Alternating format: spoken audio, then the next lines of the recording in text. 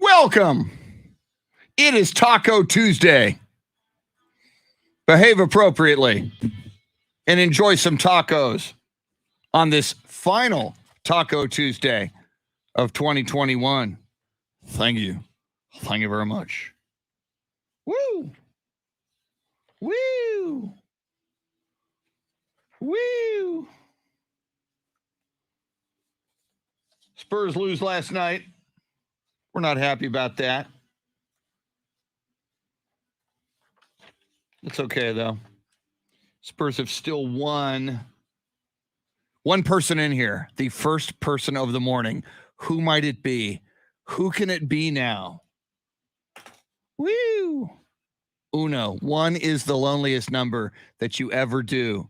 2 can be the baddest one. It's Christopher Smith from Nairobi, Kenya, where it's daytime. It's going to be dark here for about another hour and a half in San Antonio. Tracy Bogert, ladies and gentlemen, here's your first participant of the morning, Christopher Smith. Yeah, Tracy Bogert, check it out. The Dolphins have managed to play their way back into the postseason picture. In doing so, have created a little piece of NFL history. Yep. They will be our high five play of the day. See, Christopher Smith, 9 hours ahead of us. So you're coming from the future. You're in the future, Christopher Smith. So let's see, 6 and 9 is 15. It's 3:08 p.m. in Nairobi, Kenya. Very nice. A Taco Tuesday. Final Taco Tuesday.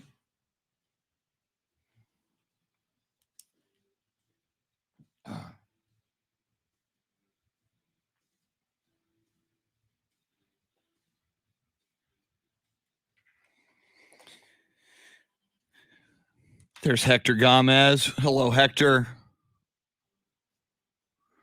Hector Gomez, the pride of Central Catholic High School. He has a GoFundMe account to build a 60-foot Sonny Melendrez statue at the entrance to Central Catholic High School on one side. On the other side, a 30-foot Jesus statue. Be very nice. We hope to be there for the big get out. Tracy, you have not already had 3 carne asada tacos. Come on, man. It's fake news. It's fake news. Tracy Bogert. 5 of you in here now. Good morning, the 5. I know 3 of you. Christopher Smith, Nairobi, Kenya. Tracy Bogert, the chairman of the Bexar County MAGA Republicans and coronavirus deniers. Big anniversary coming up on January 6th for Tracy. Let's see. $10,000, Hector. I work in radio, baby. I might be able to come up with $100. I don't make that Sonny Melendrez money. Sonny money. It's called Sonny money.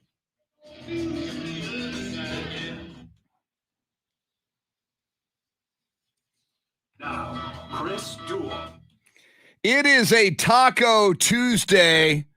It's not any Taco Tuesday. It is the final Taco Tuesday of 2021. Do your civic duty.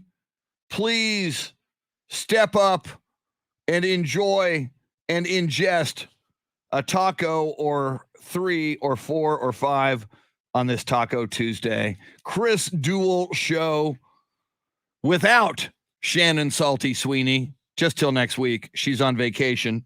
She's very wise. She saves her vacation days. I burn mine pretty darn quickly in the year. So then I get to the end of the year and it's like, I gotta work. I can't even get sick, man. It's not allowed. I have burned all my vacation days. A man who could use some vacation days because he is now working around the clock because we are a little short-staffed, and I understand that Sam Freese, the Soundscape stylist and audio disseminator of the Mike Taylor Show, probably out for the rest of the year, like Shannon. I think he's going to show up maybe in 2022 if he decides.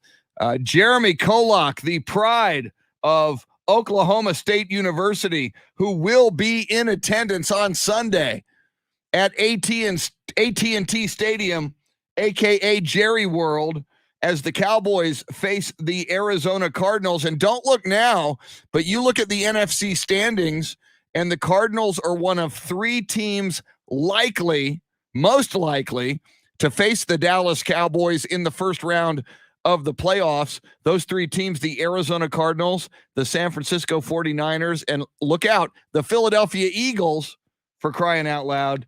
But he will be there. He will be cheering, hopefully, the Cowboys on to victory.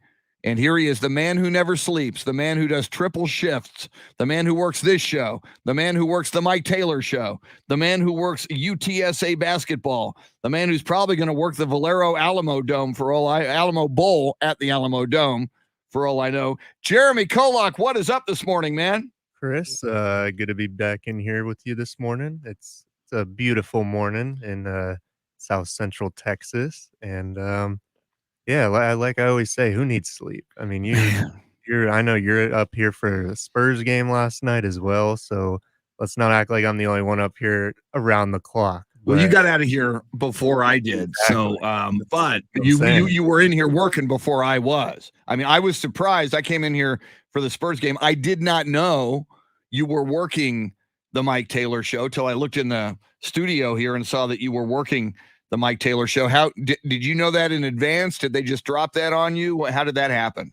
Yeah, no, I learned that in advance. I mean, we don't learn everything in advance here, so a No. lot of things are just dropped on it. But I was told that I would be in for the Puma, and then yeah, I mean that's what I did. Sometimes I don't know what I'm doing until I walk in here for the day. Like sometimes I don't know how my day's gonna go because sometimes I just like to keep myself on my toes, I guess, You got the lingo down. In for the Puma. So no, I'm not in for Sam Freese. I'm in for the Puma. So Sam Freese is biggest Puma. Do you have a nickname yet? Have we established a nickname for Jeremy Kolok at this point? No, I kind of gave my shtick yesterday about how I don't feel like I can give myself a nickname. True. Like I feel like I should be deemed a proper nickname. Yeah. So I don't know.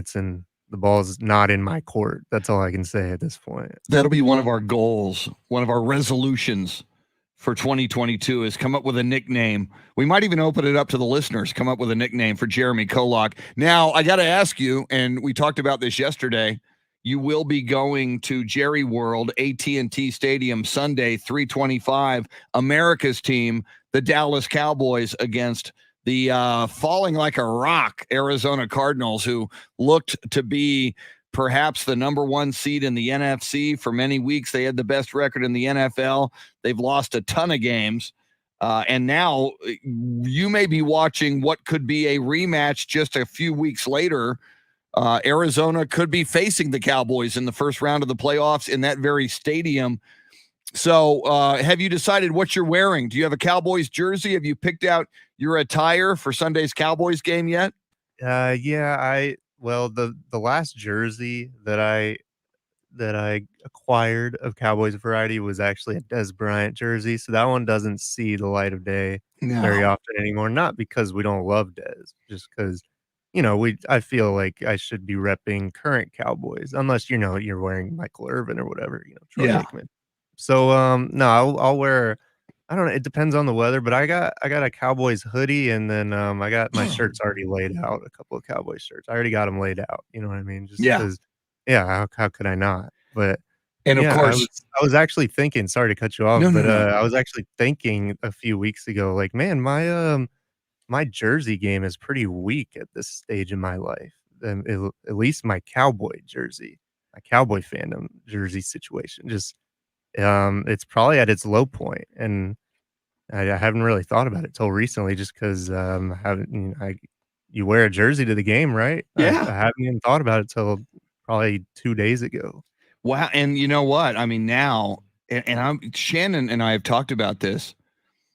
The Micah Parsons jerseys just dropped. There's like mainly youth jerseys. They took a long time to drop, but you look at Micah Parsons and Trayvon Diggs. My gosh, both of those jerseys should be huge sellers. And if indeed, as is now being predicted by multiple people, including Roger Staubach, we read the quote on the show yesterday.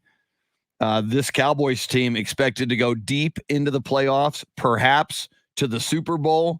I got to believe that you, Jeremy, and a lot of people will be purchasing Dallas Cowboys jerseys. I think the more successful they are, I mean, they're already America's team, but that plus success, I think is just going to fuel more jersey sales. Yeah, no question. And yeah, I would have to think that Jerry wouldn't mind that happening. But for me, I would like to see the success happen. And then if if Jerry's jersey sales skyrocket because of that, that's all fine with me. That is fine. That's fine. It's fine with Jerry too. If jersey sales, sure it is fine with Jerry. But I would like the first part of that to happen to lead to that. And I'm still, as a shell-shocked Cowboys fan, I'm suffering from Dallas Cowboys PTSD after all of these years since Jimmy Johnson left. So many times as Cowboys fans, we've gotten our hopes up just to have our hearts ripped out and crushed. A lot of people look at the Cowboys and they go, ooh, man, you look at that defense. And I said yesterday, and it's true, the Packers currently in the number 1 slot, 7-0 at home, highly likely to have the number 1 seed and therefore home field throughout the NFC playoffs. So the road to the Super Bowl probably going through Lambeau, unless the Minnesota Vikings or the Detroit Lions, the final 2 teams on the Packers schedule, can rise up and shock the world. And we've seen shocking games this year. You saw the Jacksonville Jaguars beat the Buffalo Bills this season. I mean, there's been some bizarre games. It's possible. But the more that we look at the standings, Jeremy, and especially we got clarity last night when the Dolphins beat the Saints. Had the Saints won that game, I was looking at the statistic that they put up on the TV screen last night. Had the Saints won, they would have gone to 8-7, and they would have had something like a 62% chance of going to the playoffs. Now that they lost, Dolphins won that game going away yesterday. And it was, poor Ian Book just out of his element and thrown into the starting quarterback role, his first ever NFL action. It was his NFL debut. Ian Book, the former Notre Dame quarterback. But Troy Aikman looked bad his rookie year. Very few people other than Dak maybe come out slinging it, looking really, really good as a rookie making their NFL debut.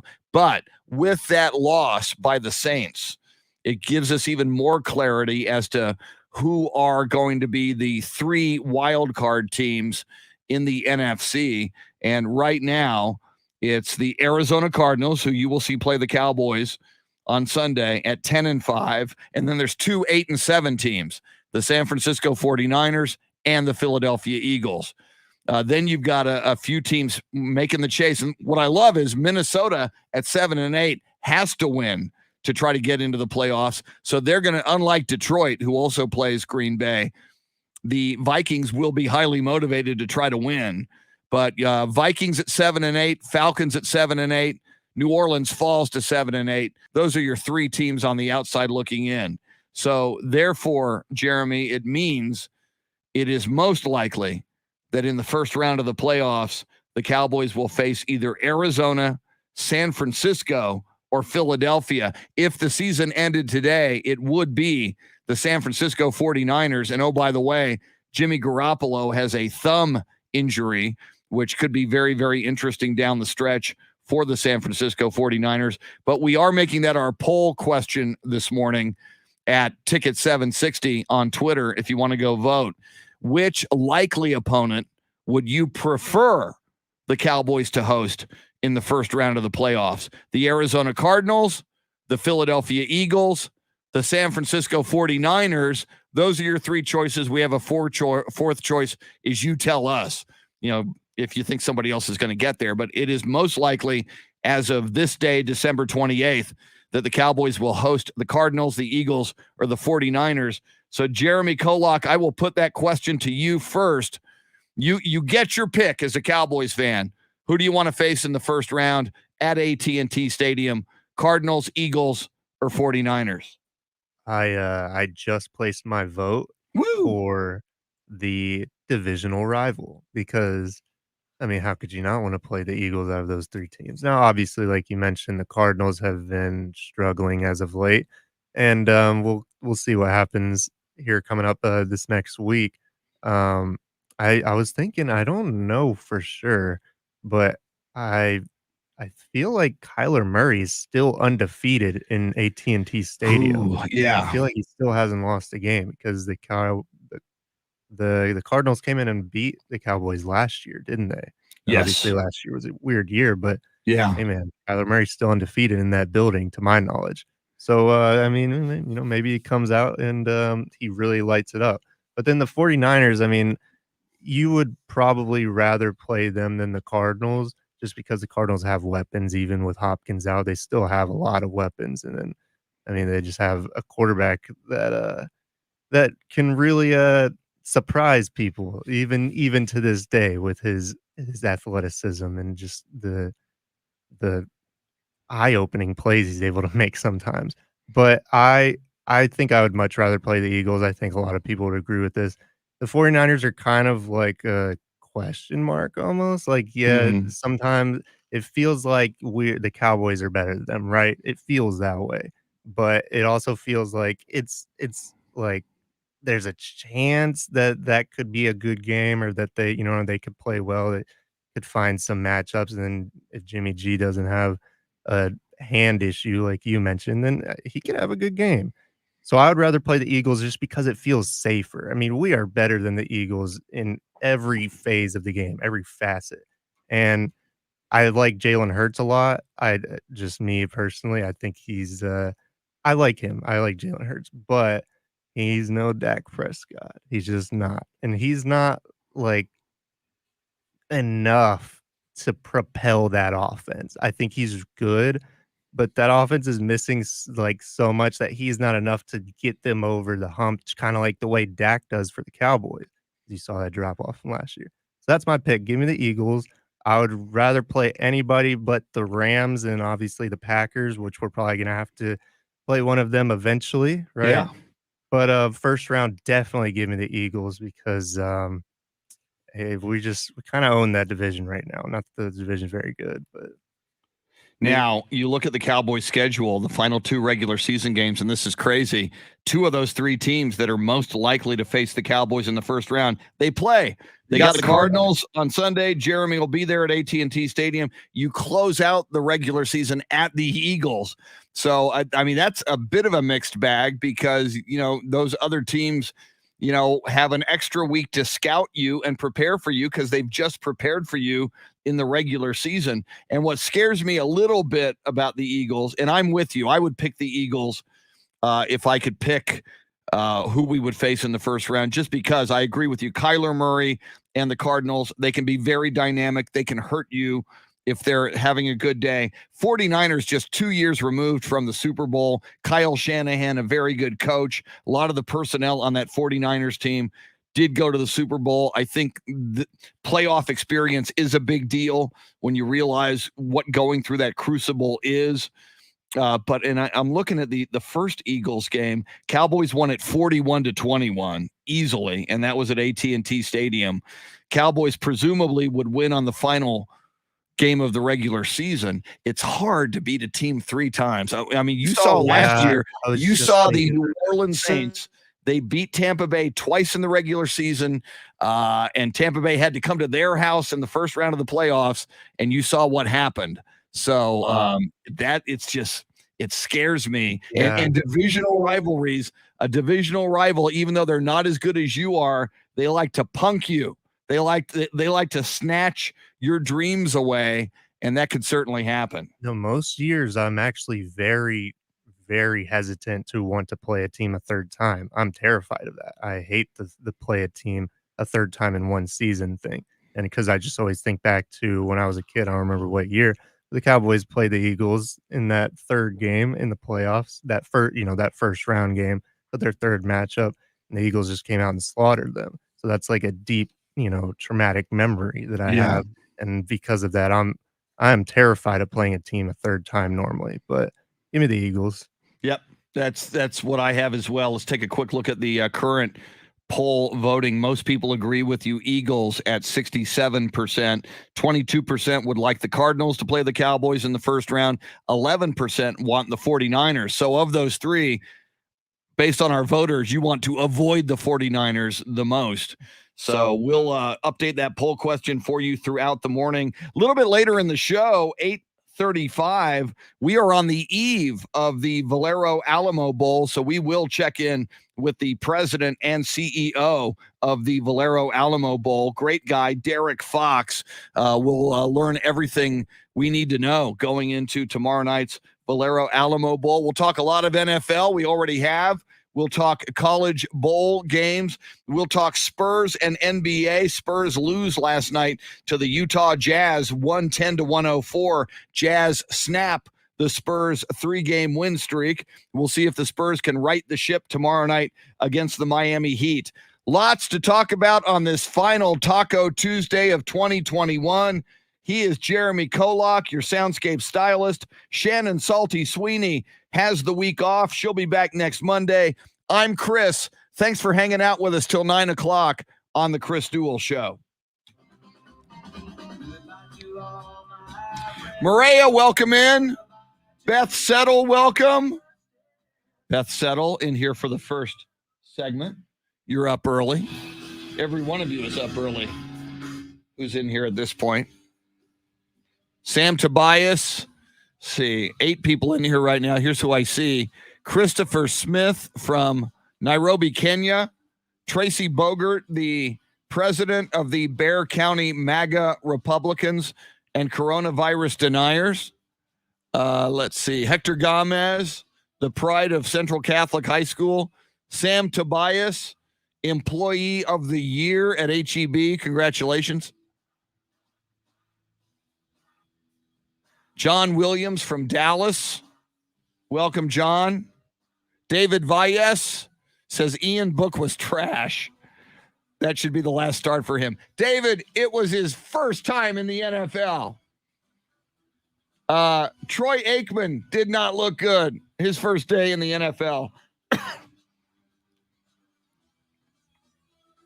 Maria, who else is in here? Anthony Del Toro, Jason Paniagua. Welcome in, everybody. All right. I need coffee desperately. I'm coming off back-to-back Spurs games, which means 2 consecutive nights of 3 hours of sleep. So no Spurs game tonight. I can actually, if I get to bed early, try to catch up on my sleep. Let's see.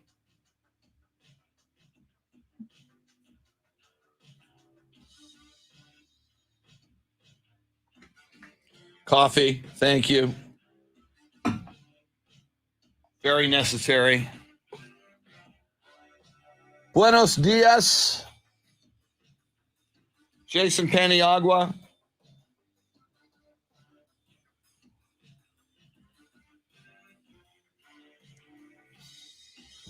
Marcus Valdespino is in here. James Rippey is in here. All right. Yeah. No. Okay, Marcus. I know it happens, and that's a good point. That's a good stat. But as you know, and as we mentioned, Saints beat the Bucks twice in the regular season and won the division last year. Granted, Bucks have Tom Brady, but I mean, throughout the years we've seen it a lot. You beat a team twice in the regular season, then you face them in the playoffs. It can swing the other way. And these are the Cowboys we're dealing with. James Rippey, good morning. All right, I'm going to microwave my coffee Thank you, Sam Tobias. It is coffee run number 40,899. Today in sports history, maybe the greatest play in Dallas Cowboys history happened on this day in 1975. I think most of you will be able to figure out what that is. I know Marcus will.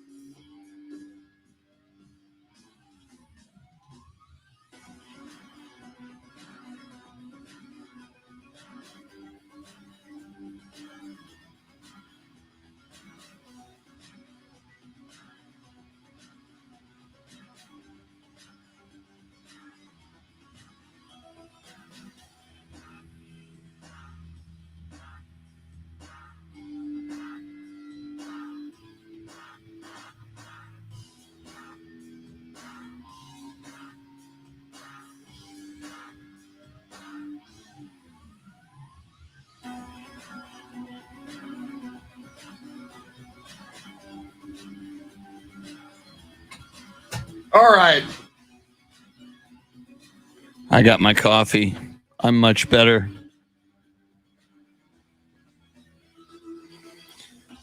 Maria is ready to share something positive.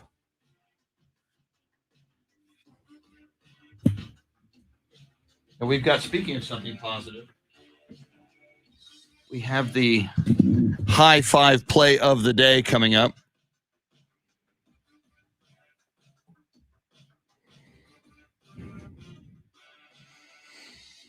All right, let's see here.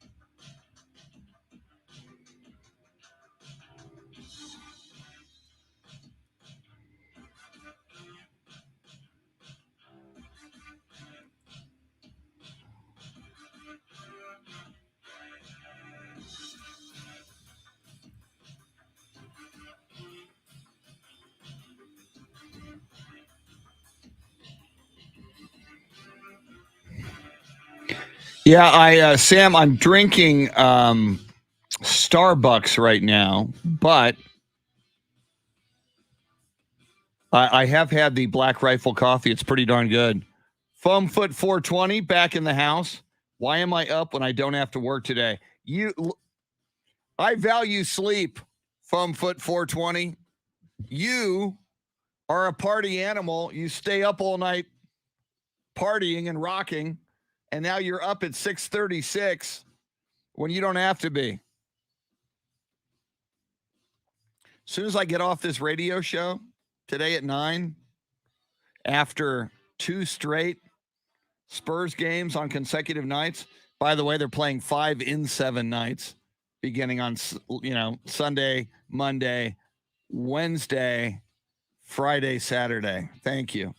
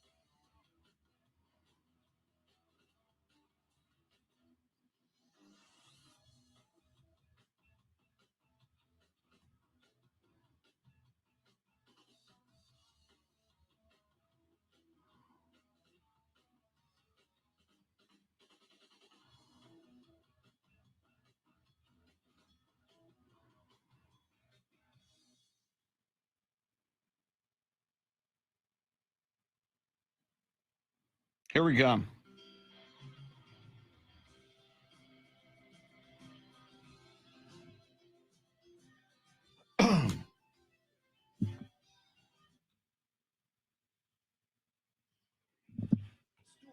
With Shannon Salty Sweeney. Thank you, voice dude. Shannon Salty Sweeney on vacation. I assume she's asleep right now.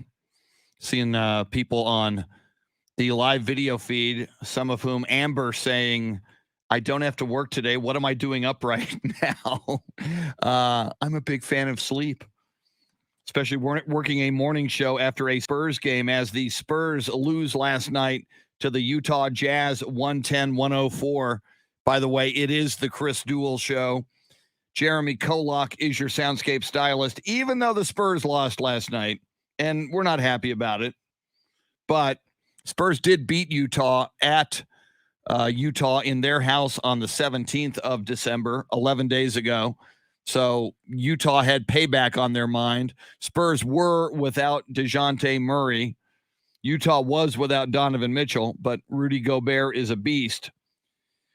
Even with that loss last night for the San Antonio Spurs, Spurs have still won 3 of their last 4, 4 of their last 6, and 10 of their last 16 games, which is, they're still kind of on a roll. So in their last 16 games, Jeremy Kolok, they have gone 10-6.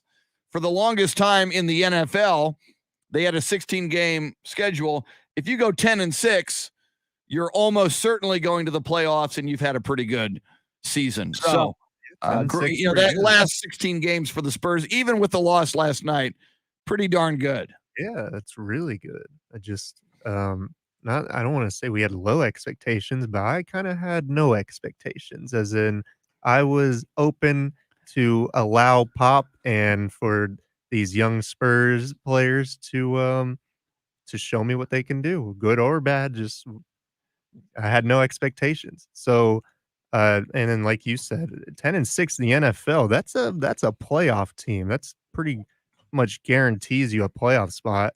And I mean, 10-6 is kind of that upper tier of the NFL. I mean, Brady would find himself going 10-6 or at least 11-5 and whatnot when he was with the Patriots. So obviously before they added in that extra game. So I think that's a really good little record for the Spurs there to put together over a 16-game stretch here. Yeah, we'll see if they can bounce back.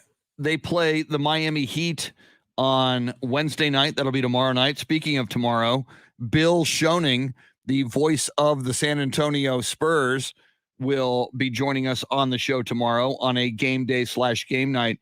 So the next 3 games for the Spurs, they're home against Miami. They're at Memphis on Friday night, New Year's Eve. Now, Memphis with John Morant has been playing very well. That'll be a tough one. Then they're at Detroit on a back-to-back the very next night on New Year's night. It'll be tough on a back-to-back to go to Detroit, but they just beat Detroit on Sunday night here, and Detroit is like 5-27. Detroit is very beatable. Detroit has a lot of players out with COVID issues. So hopefully with these 3 games, hopefully you win 2 out of the 3. I mean, obviously you'd rather win 3 of 3. So if you can get the Miami win tomorrow night at the AT&T Center, and Miami's a very good team, then, you'd be playing with a little bit of house money at Memphis on New Year's Eve, Friday night, and then you'd hopefully get the win at Detroit to be able to take at least 2 of those 3 and continue winning more games than you're losing. And that's where the Spurs are right now, which is a very, very cool thing. So we'll talk more Spurs and NBA as we roll forward. Want to mention for anybody just tuning in, we are on the eve of the Valero Alamo Bowl tomorrow night at the Alamo Dome. Oklahoma Sooners against the Oregon Ducks. We love talking college football. We love talking Valero Alamo Bowl with the president and CEO of the Valero Alamo Bowl, DERRICK Fox. So he'll be joining us in the 8 o'clock hour just after 8:30. By the way, you can join us on the phone lines, 800-707-9760. Yes, we do take your phone calls if you want to talk about anything sports or anything we're talking about. You can do it that way, and or lots of people joining us from around the world this morning on the live video feed, which you can access at Ticket 760 and at AM 1300, The Zone's Facebook pages and Twitter pages. There's also a YouTube link for you to join us. Once again, this morning, we are joined by Christopher Smith, who is joining us from Nairobi, Kenya. We talked about him yesterday. He's been in here recently. Always fun. And he did tell us Nairobi, Kenya is 9 hours ahead. So he's joining us from the future. It is check that. It's 3:44 in the afternoon right now in Nairobi, Kenya. At the afternoon time slot in Nairobi. We're doing an afternoon show right now in Nairobi, Kenya. Jeremy, put that on the resume. Yeah, I do the afternoon show in Nairobi, Kenya. Afternoon sports talk for one dude, Christopher Smith. Unless he wants to gather some other Kenyans around the smart device, which we're all about. So that'd be very, very cool. All right. Let me see if there's anything else. Maria complimented you on your voice, Jeremy. I did before we do the high five play of the day. Maria says, "Love the voice, Jeremy."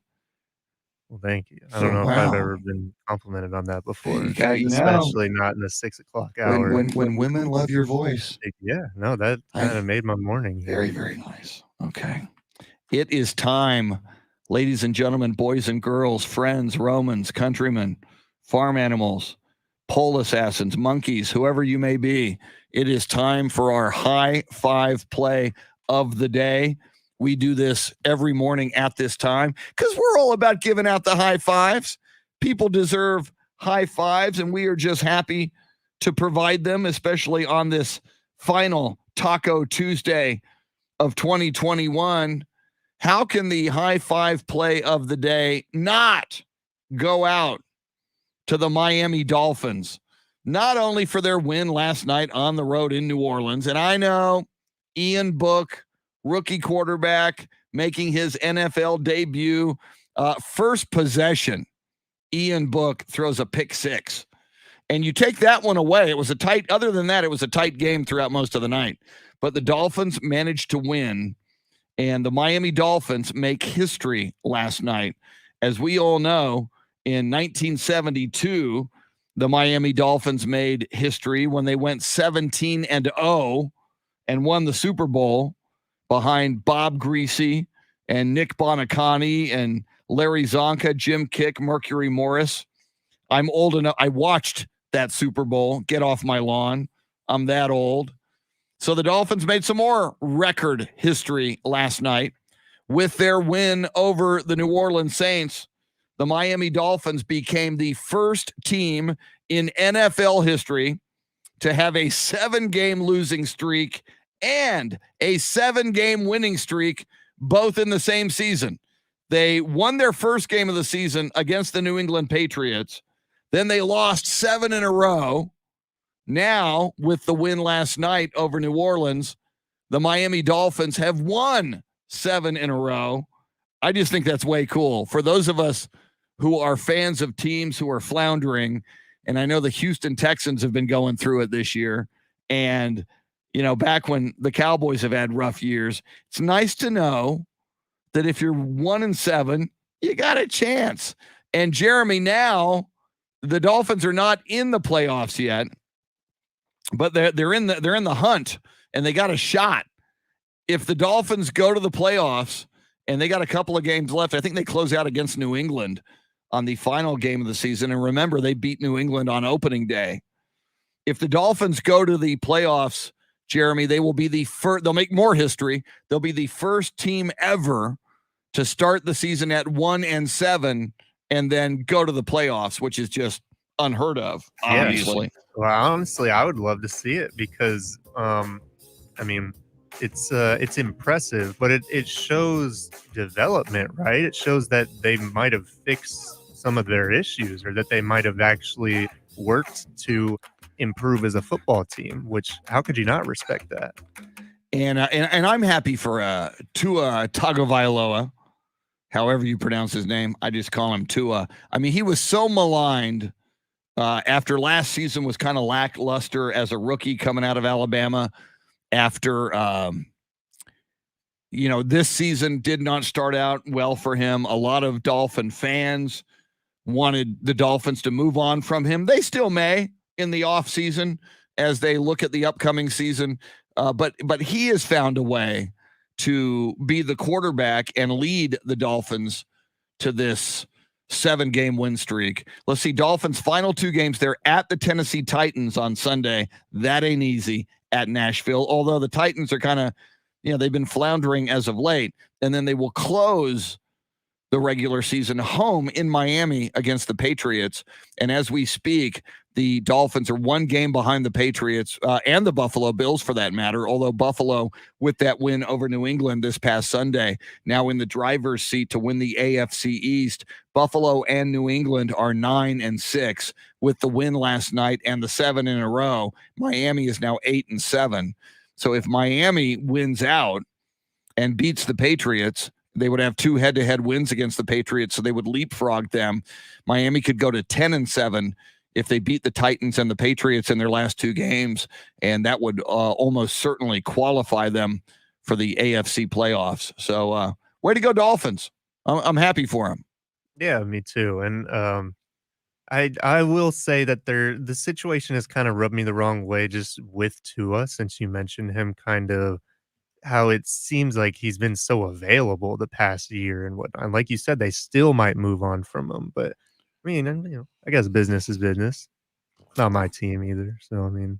Yeah, now check this out, Jeremy. If it comes down to a final regular season game showdown between the Miami Dolphins in Miami and the New England Patriots, and the winner goes to the playoffs and the loser is eliminated from the playoffs, and that could happen. You got 2 really interesting storylines there. Number 1, both quarterbacks, Mac Jones and Tua, were at Alabama together. They played together. They were on the same roster. Obviously, they were in the same quarterback room, so they would duke it out in a final regular season game. And Brian Flores, the head coach of the Miami Dolphins, is a disciple of Bill Belichick. He served multiple coaching positions for the Patriots since their 2004 Super Bowl winning season. He had spent a lot of time with Belichick. Now, and again, the other storyline there is rarely does a Belichick disciple beat Belichick. I mean, Brian Flores did it on opening day, but with all the marbles on the line and with a playoff berth perhaps on the line in the final weekend of the regular season, that would be a fun one, man. I would like to tune into that if it plays out that way and all of those playoff implications are on the line for those two teams. Yeah, I like this kind of race between these two teams, especially just because it feels like the Dolphins have been not good for so long. And then obviously with Tom Brady there, Pats have kind of dominated that division. But I like this little matchup that they have going on here for the reasons you mentioned, and because I would like to see. I mean, this goes with kind of without saying, but I'm excited to see Belichick going into the playoffs, going into games that really matter. Yes. Not that these games don't matter, not that, everybody's not fighting for positioning, but I'm really excited to see the schemes he comes up with and to see how they match up against teams in the playoffs now. Yeah, you don't want to go against Belichick in the playoffs. You don't want him to have a week or more to scheme against your team and to, even as an underdog, to come into your house, Belichick and the Patriots. I wouldn't want to face him. One more thing about Miami's 7-game win streak, which is historic now, to lose 7 in a row and then win 7 in a row. It can be argued that it's kind of fool's gold if you look at the 7 teams they beat. They beat the Texans. We know the Texans are down. They beat the Ravens 22-10. Ravens have been up and down. They've been very down against the Cincinnati Bengals, as we saw this week. They beat the Jets. They're the Jets. They beat the Carolina Panthers. They've not been good this year. They beat the Giants. They're not good. They beat the Jets again. 2 of those 7 were against the Jets. And then they beat the Saints last night with Ian Book as a rookie quarterback making his NFL debut. So you could argue that those 7 wins and now the Dolphins knocking on the door of the playoffs might be a little fool's gold. We'll see if they can keep this going in the final 2 weeks of the regular season, at Tennessee on Sunday and home against the Patriots on the final day of the regular season. Lots more to talk about. We will get to America's team, the Dallas Cowboys, as God intended. We'll talk more NFL. We'll dive into the college football bowl games, one of them happening right here in San Antonio tomorrow night, the Valero Alamo Bowl. We'll talk about the college football playoff as well, NBA, and a whole lot more. Little Fleetwood Mac for a second from Jeremy Kolok. We're with you till 9. Thanks for hanging out with us on the Chris Duel Show.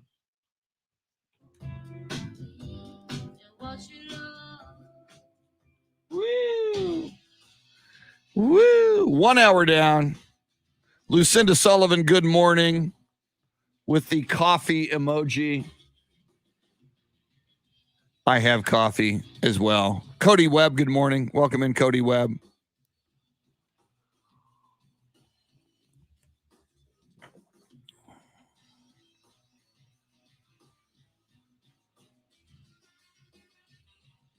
I do remember the Gucci Bowl.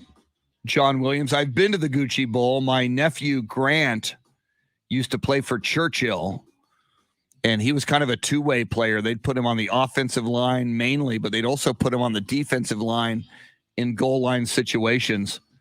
So I've been to some Gucci Bowls back when my nephew Grant played. Fox Tech and Lanier and the Chili Bowl. Those are always fun. Let's see here.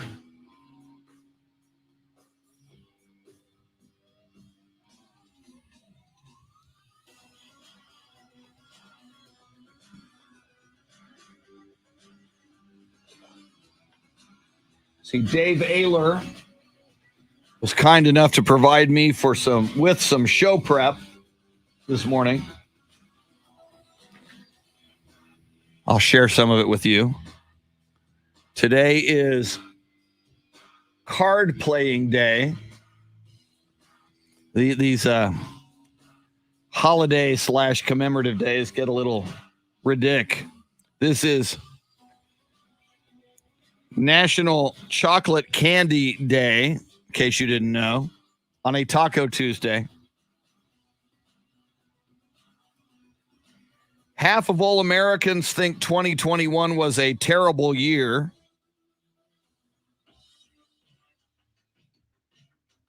I can see that.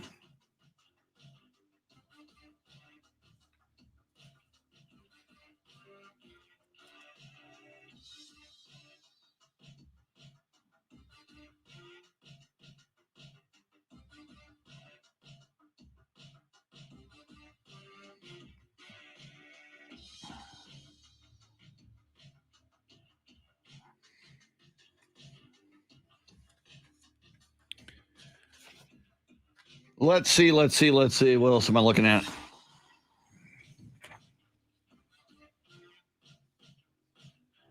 Maria says, great things are coming. I like the attitude on the cusp of 2022.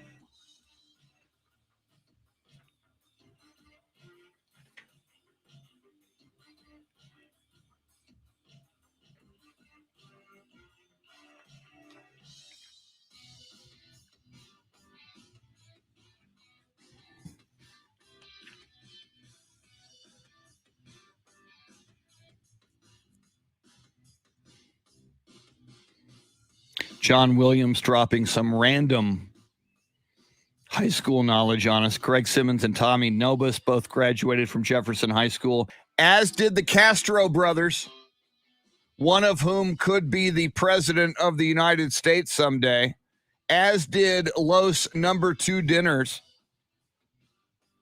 Although now, don't they go as the Los Number 3 Dinners?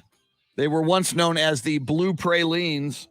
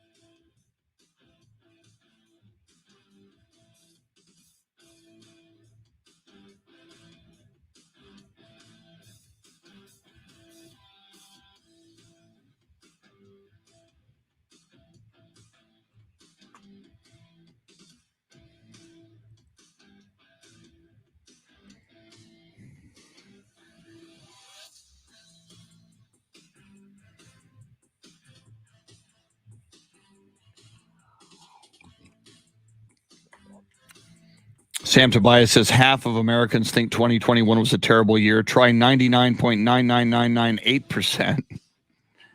That could be.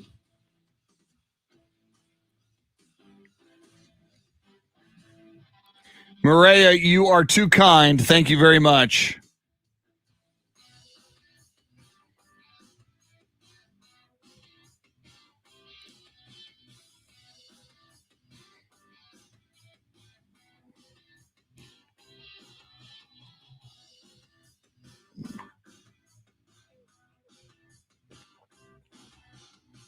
Let's see what else is going on.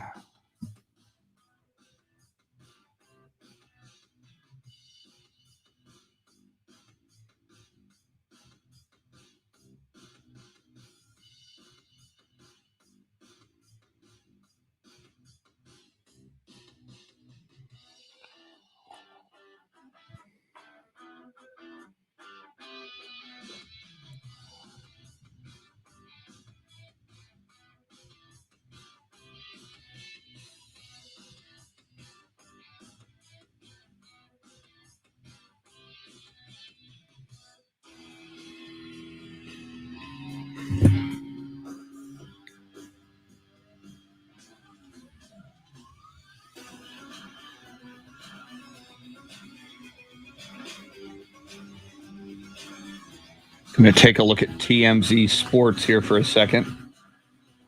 See if anything interesting is going on there. Lots of UFC stories as always.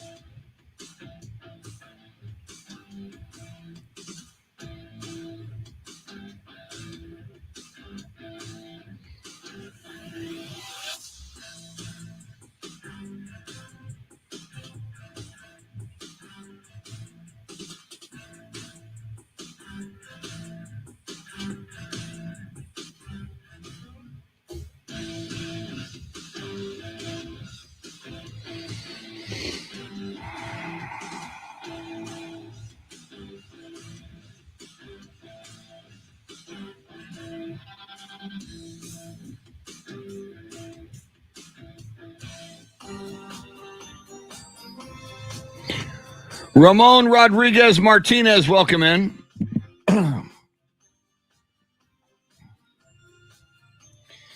Holmes High School had two outstanding brothers play football in the 80s under Coach Molesky. One of the brothers made it to the NFL. I think they both did. Keith and Kerry Cash, correct? Ramon, it was Keith and Kerry Cash, and they both wound up in the NFL, I do believe. We could Google that. Sam Tobias with the low-key faded bro. Oh, by the way, I haven't seen Haas Holding in here yet today.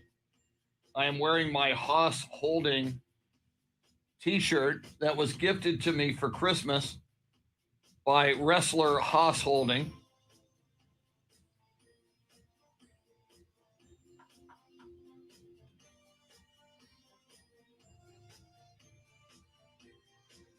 Woo!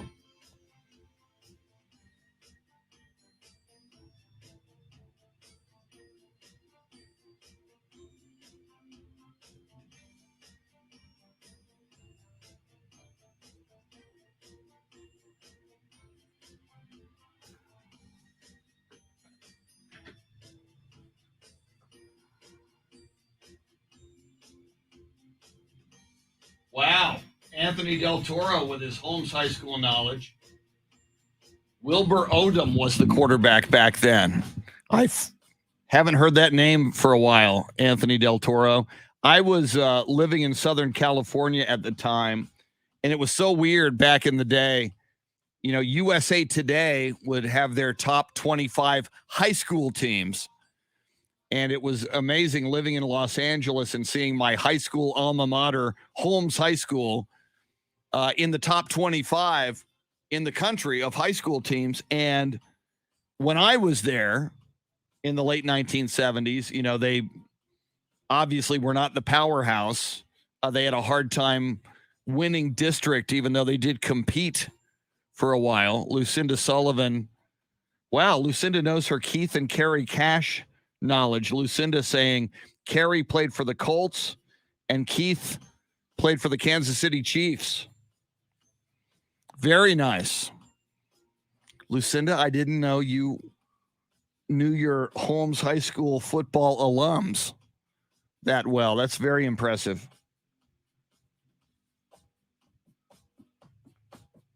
Here we come. Woo! Woo! Well, I think Keith was in Kansas City when Joe Montana wound up being there, which is amazing.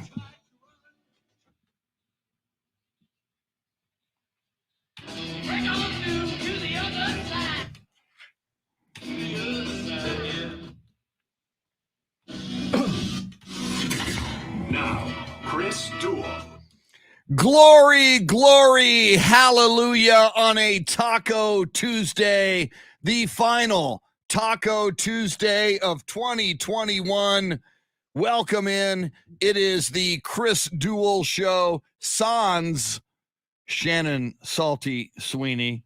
Sans, elitist for without. She's on vacation. She'll be back. We do expect on Monday of next week, which will be next year as we ring in the new year, Friday night, midnight Saturday, 2022. I just saw a statistic that more than half of Americans believe 2021 was a terrible year. I know a lot of Americans don't believe 2020 was a tremendous year either. And my goodness gracious, you look at what's happening with COVID across the sports world, and I say this a lot to people, just pay attention. If so many athletes and coaches in sports are coming down with COVID-19 and this Omicron variant, then certainly in real life, which you and I and most of us dwell in, it's out there and you can get it. And although the good news is, for a lot of people, this Omicron variant is not as deadly, supposedly, as previous strains of the COVID-19 virus. It is more contagious, which is not a good thing.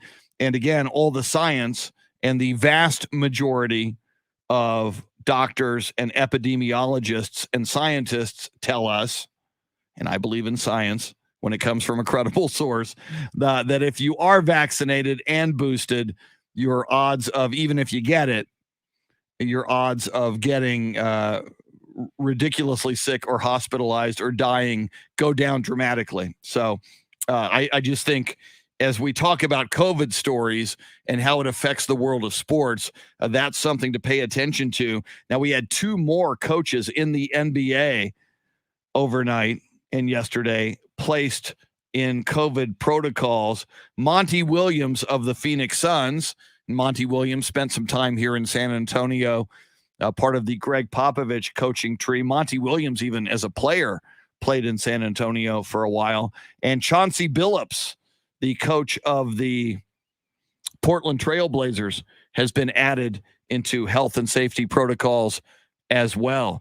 And the numbers, I was reading numbers yesterday on the Spurs broadcast, doing the kind of a sports update during the Spurs broadcast, and the numbers in the NBA, especially in December and especially in the last week, have really, really spiked, involving players and coaches who have been put in health and safety protocols. So that is something to keep an eye on. We'll talk more about that. We do take your phone calls. We welcome your phone calls at 800-707-9760. Maria is on the phone line. Let's bring her on board. Maria, we see you on the live video feed as well. Good morning, Maria. Hello, Chris. How are you doing this morning? I am doing well. Thanks for the phone call. What's on your mind? What's on my mind is positive reinforcement. Beautiful. And talk to me about positive reinforcement. Positive reinforcement means when you have an autoimmune disorder that is lupus and you've done everything in your power and you're not dead, you're still alive, and you've never contracted lupus, don't be afraid. You have God on your side. You need teamwork, positive reinforcement. So when my Cowboys won, because that's officially my team. That's officially my team. So positive reinforcement. When anybody feels down, always look up. Maria, I love the message, and I don't think there's enough of it. And one of my problems is, and I sometimes spiral into it, I've got to check myself, because social media, especially Twitter, is so negative and so cynical. And it seems like the default mode for people on social media is be negative, attack people, don't be positive, don't practice positive reinforcement. So I love that you pick up the phone and speak that this morning. I think it's very, very cool. I don't think we talk about that enough. I don't think we practice that enough. Exactly, Chris. And that's why it meant the world to me to wake up and smell the coffee when it wasn't even brewed. Very, very good, Maria. So, all right, Maria, I got to ask you, the Cowboys are your team. And I said this morning, and again, I violated the positivity quotient here. What I said to Jeremy was, I said, I'm kind of suffering from Dallas Cowboys PTSD, because all of these years, ever since Jimmy Johnson left, other than the 1 year with Barry Switzer, who had Jimmy Johnson's players and they won the Super Bowl, a lot of times the Cowboys will get us excited and they would go to the playoffs, and then, our hearts get ripped out. How do you feel about the Cowboys and the playoffs this season? Well, guess what? I'm still wearing my Cowboys shirt and my Cowboys cap. Enough said. But my point to you is this: positive reinforcement, encouragement means everything. So I believe in the big fold of things that you choose your team, whatever your team may be. That's where your heart is. And if you've got good teamwork, you can make it to the playoffs, baby. You can win that Super Bowl. Very cool. Very cool. Maria, thank you so much for the phone call. And thank you. All right, we will call back anytime. And sometimes on Twitter, I'll even do it. There's so much negativity, Jeremy, on Twitter. I mean, I will sometimes just say, all right, I'm just going to put something positive out there. I even if I'm, seemingly like a lone wolf in this wilderness of snark and sarcasm and negativity.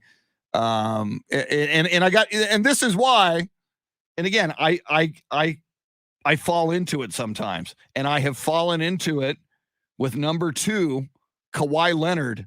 Kawhi Leonard really in the world of sports, when he did what he did to the San Antonio Spurs, and he not only did it to his teammates, he did it to the fans, he did it to the city, and although we didn't know it at the time, he did it to the coaching staff and Coach Greg Popovich.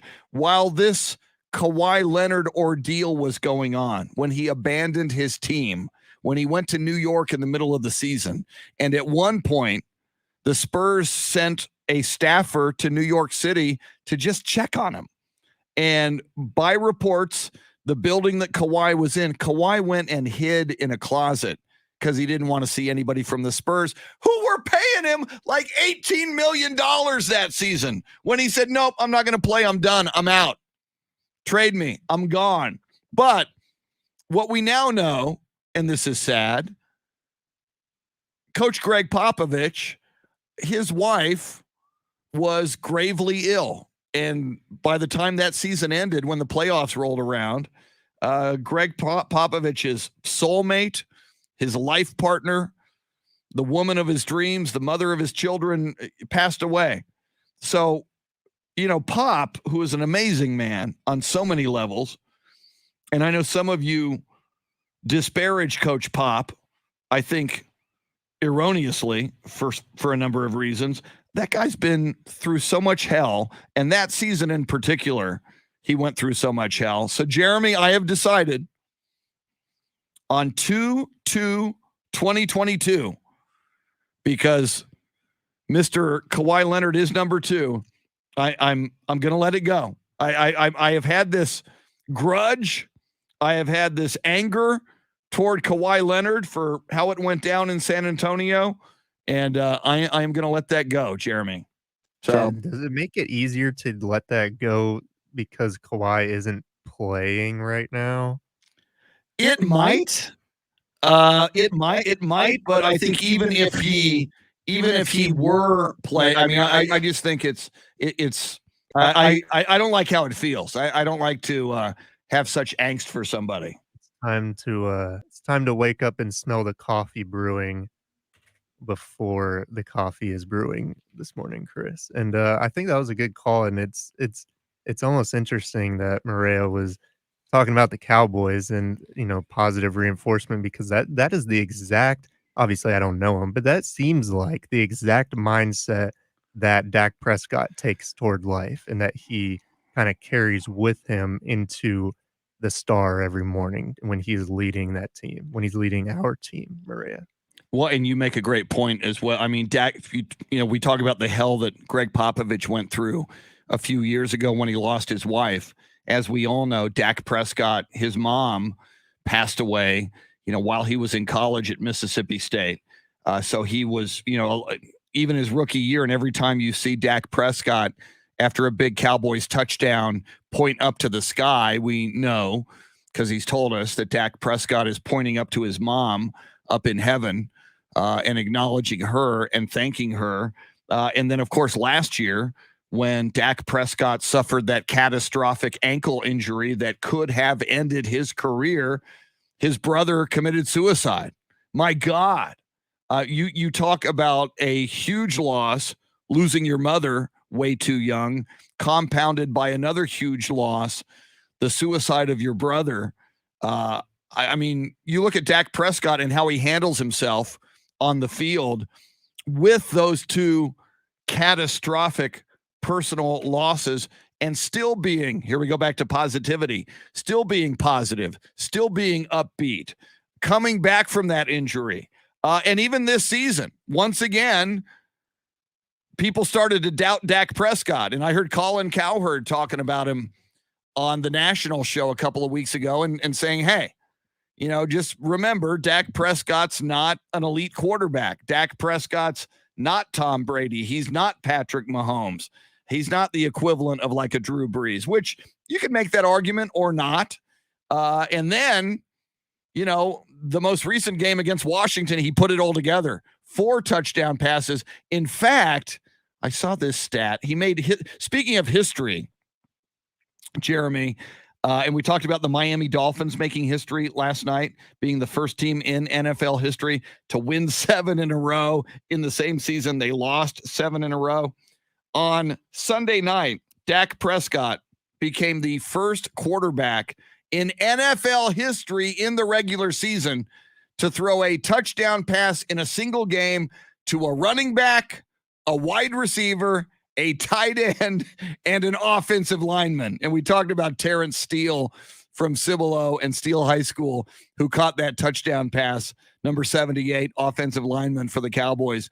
No other quarterback in the regular season has thrown touchdown passes to a running back, a wide receiver, a tight end, and an offensive lineman in a single game. Now, it has been done in the playoffs. Kurt Warner, in the 1999 divisional round of the playoffs against the Minnesota Vikings, in a 49-37 win. My God, that was a high-scoring game, especially for 1999. Kurt Warner did it. So he did it in the playoffs. Dak Prescott did it in the regular season. The only 2 quarterbacks in a game to throw touchdowns, running back, wide receiver, tight end, and offensive lineman, Dak Prescott and Kurt Warner. And oh, by the way, Kurt Warner has a gold jacket and is in the Pro Football Hall of Fame and now has a movie out that I want to see, darn it. So pretty good company there, Mr. Jeremy Kolok, of one Dak Prescott. Yeah, and I think I've said before that I don't know what it is. It's when the Cowboys go out there, it feels like to me they go as Dak goes, and which is crazy with the amount of talent they have and especially on offense, and then the way they've been playing on defense this year. They've been able to, the defense has been able to hold its own and kind of win them some games when the offense has been down. But in general, like the Cowboys are Dak Prescott, right? So when I hear things like this, man, it just gets me excited. And you kind of mentioned this I'm 23 years old.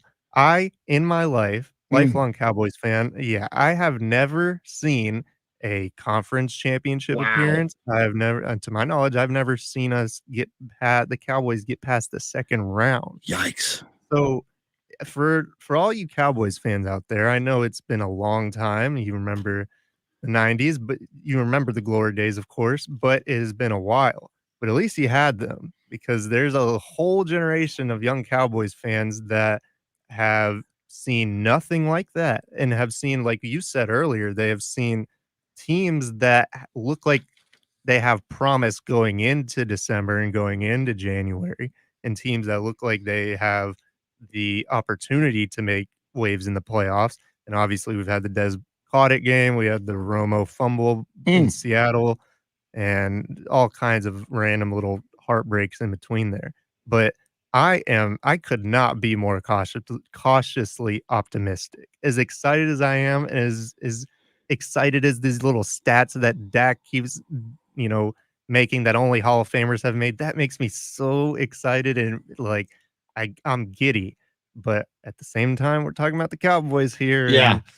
And there's been one constant in my life. Well, and I mean, it goes all the way back. I think Tom Landry said this: defense wins championships. And you look at that Cowboys defense, and again, we talked about yesterday, Roger Staubach said before the game against Washington how optimistic he is about Dak leading this Cowboys team deep into the playoffs. But just starting with the Cowboys defense and impact players that are on that defense, and the emergence of rookie Micah Parsons, who I think he's a shoo-in for defensive rookie of the year. The only question is, will he also be defensive most valuable player, defensive player of the year? And that would only Lawrence Taylor has done that. And there's a lot of comparisons to Lawrence Taylor for Micah Parsons. But of course, Trayvon Diggs, we talked about it yesterday, tying Everson Walls with 11 interceptions. So you've got this Cowboys defense that could lead you deep into the playoffs, if not to the Super Bowl. Then you've got this offense, which if it hits on all cylinders, Dak Prescott and all the skill position players and that offensive line, and I sure hope we get Tyron Smith back and healthy for the playoff run. But certainly whoever the Cowboys play, including, and it may come down to a game against Tom Brady and the Tampa Bay Buccaneers in the second round of the playoffs, and it may come down to an NFC championship game at Lambeau Field against Aaron Rodgers and the Green Bay Packers. If this Cowboys team is hitting on all cylinders, as we know they can, as we saw in the 56-14 win on Sunday night against Washington, with the offense on fire and Dak on fire and the defense doing what this defense has done all season long, they can beat anybody. If they can put it together, and here they are hot in December, which is one of the things this Cowboys team hasn't done much of ever since Jimmy Johnson left. They've often kind of floundered in December.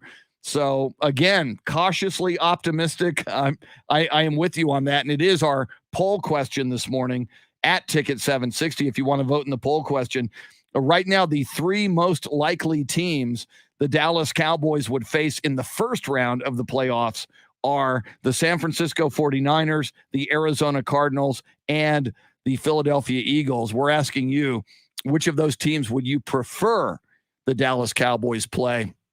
Right now, looking at the voting, it is Eagles. 54% of you want to play the Eagles, and a tie at 19.2%, 49ers and Cardinals. You do have a fourth option, which is other, and you can tell us who you want. But, I mean, obviously, you would probably want, a really bad football team. But the most likely teams right now are Cardinals, Eagles, and 49ers. But it's going to be very, very fascinating, Jeremy. And what you just said, though, I want to come back to that. At 23 years old, you've never seen a Super Bowl run. I'm so old and I'm fortunate. I saw the Landry era Super Bowls. I've seen every Cowboys Super Bowl dating back to Super Bowl V in 1971, where they lost 16-13 to the Baltimore Colts. Cowboys were wearing blue jerseys that day, by the way. Blue jersey jinx. But, I'm a beneficiary as a fan of the Landry era Super Bowls, 2 for Roger, the Jimmy Johnson era Super Bowls, 3 for Troy. I can't even imagine. Although when the Cowboys won Super Bowl VI, that was their first Super Bowl ever. I was a 12-year-old kid watching that. And it was kind of cool to see their first Super Bowl ever and in my lifetime. I just hope it's such a cool feeling, Jeremy. I hope you experience it. And I hope you experience it this February. That would be beautiful. Oh, that would be nice. That would be very nice. It's such a, I feel like I always have to remind Cowboys fans who are even just a little bit older than me that saw some of what the Cowboys were able to do in the 90s. But I mean, I don't know how to emphasize this enough. There's an entire generation of Cowboys fans. Like, the Cowboys fandom did not drop off in the generation, even though they stopped winning. My generation still has a huge number of Cowboys fans. They're still America's team. They will forever be America's team. So I would come in here and argue this morning that my generation of Cowboys fans are some of the most diehard Cowboys fans there's ever been. Wow. Because we've stuck with them through quite a bit of drama throughout the years. And look, man, I know every NFL team has their stuff, but this is the Cowboys. There's always a little bit of extra drama sprinkled in. You know what I mean? It's just I would just like myself and my other young Cowboys fans, young-ish, to be recognized for their service at this time, for just putting in year after year after year of watching Jason Garrett and Bill Parcells. I mean, these are my Cowboys. Those are the Cowboys that I grew up with. Yeah. Isn't that kind of sad? I mean, It's rough. and because of that, I don't know how I want to know how you feel about this, because I feel like it almost feels dangerous, like a taboo, like it's wrong. Like, stop talking about the February. Stop talking about the Super Bowl in the context of the Cowboys. Stop talking about Micah Parsons and Trayvon Diggs, because it's all going to come crashing down. You know this. You've known this for 23 years. Why? You know what I mean? What are you going to, you're going to let them fool you again? That's how it feels to me every single day when we talk Cowboys. It feels dangerous. Well, I want to read you, as we go to break, a tweet last night from Brad Sham, the radio voice of the Dallas Cowboys. This dude has seen a lot of Dallas Cowboys football for decades and decades and decades. Here is what Brad Sham tweeted, and I'll retweet this as soon as we go to break. Brad Sham last night, 10 hours ago on Twitter, wrote this, quote, "Just musing. We might be looking at the most dynamic Dallas Cowboys defense in more than 40 years. I haven't checked the stats. They don't mean anything. Disruptors, playmakers, game wreckers. I think you have to go back to the 1977 to 1978 Super Bowl teams." Brad Sham is comparing this Cowboys defense to the doomsday defense of Tom Landry back in the 1970s. So it's not just Jeremy. It's not just me. It's Roger Staubach. It's Brad Sham. It's people who've seen a lot of Dallas Cowboys football who are getting very optimistic about this Dallas Cowboys team. Coming up, this day in sports history, sports birthday. Speaking of Cowboys, maybe the greatest play in Dallas Cowboys history happened on this day in 1975. If you don't already know, I'll tell you what that is coming up. We'll talk more NFL, college bowl games, NBA. He is Jeremy Kolok. Coming up in the 8 o'clock hour, Derrick Fox, the president and CEO of the Valero Alamo Bowl. Thanks for hanging out with us till 9 o'clock on the Chris Duel Show.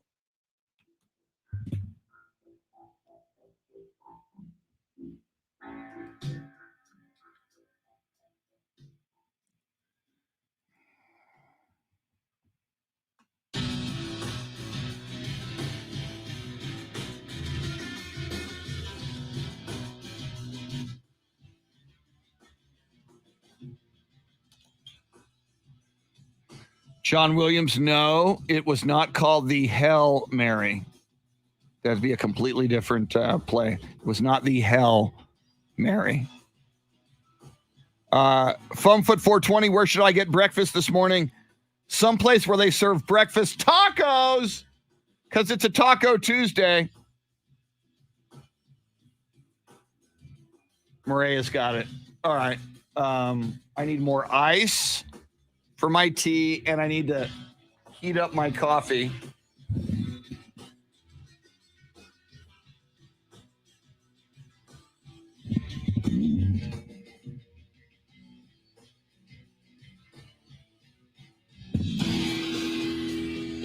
Marcus, that is true, but Brad Sham is pointing out, the domination of that granted, statistically, they were number one in 1994, but that doomsday Landry era defense. Randy White, Bob Brunig, my God, they were incredible. Okay. I'm going to grab me. Let me check one thing real quick. No, okay. I'm going to grab me some hot coffee.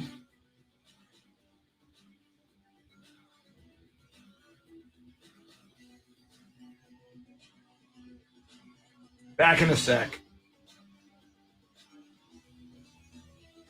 Talk amongst yourselves.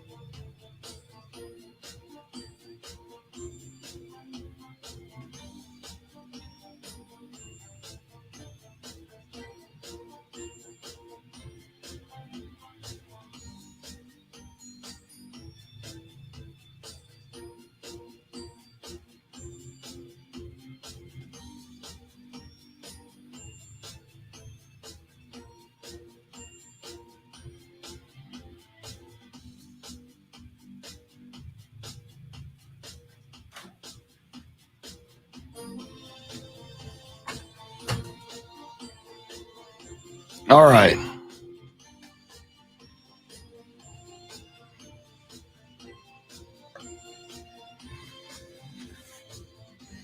Yeah, Marcus Harvey Martin, a.k.a. the beautiful Harvey Martin, should certainly be in the Pro Football Hall of Fame. I agree with you. Yeah, co-MVP with Randy White in Super Bowl 12.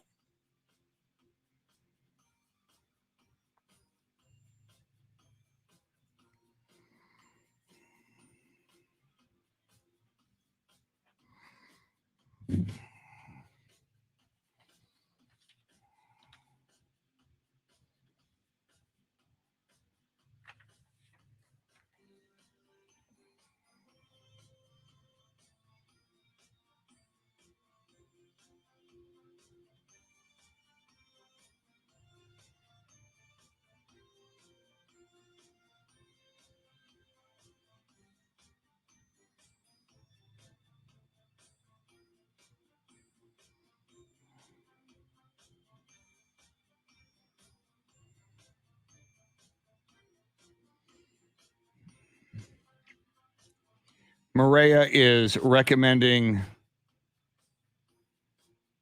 Marich. I can't even pronounce it, Maria. But tacos on Petranco. Mariachis tacos on Petranco. Thank you.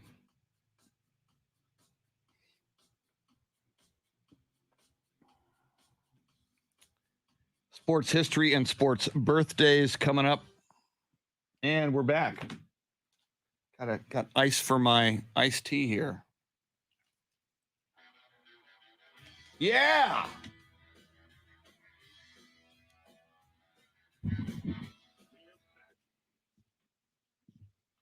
Salty Sweeney. Join in by dialing 1-800-707-9760. Let this one go a little bit, Jeremy. Little Tom Petty for you.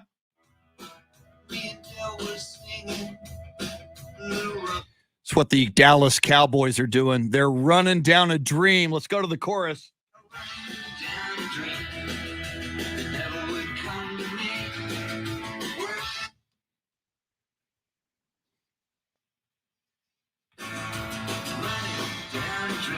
I love it. I love Tom Petty. I am a huge Tom Petty fan. When I do satellite radio, and we recommend you never do satellite radio because you want to keep your radio on Ticket 760 in San Antonio or AM 1300 The Zone in Austin. But for some of those who cheat, as I do sometimes on satellite radio, I am often on Tom Petty radio. It is just love me some Tom Petty. Excellent choice, as always, by Mr. Jeremy Kolok, your Soundscape stylist. We will talk more NFL and Dallas Cowboys who are running down a dream. And it is so weird. And just back to the point you made earlier, Jeremy, before we get into sports history and sports birthdays, and it's a big day in Cowboys history today. You said it's almost a taboo. It's like we're not supposed to be this optimistic. We're not supposed to talk about going deep into the playoffs. We're not supposed to talk about going to the NFC Championship game.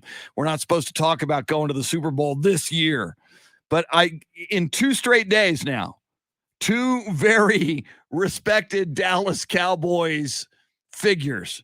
Yesterday, and we talked about it yesterday, it was the night before, Roger Staubach said that, and he even said, and like you, he goes, well, I don't like making predictions, but I really think Dak Prescott is going to take them deep into the playoffs. And then I just read you what Brad Sham, the decades-long, dating all the way back to working with Vern Lundquist back in the 70s and the 80s for the Cowboys. Brad Sham, the radio voice of the Dallas Cowboys, comparing this Cowboys defense to the Tom Landry doomsday defense of the 1970s.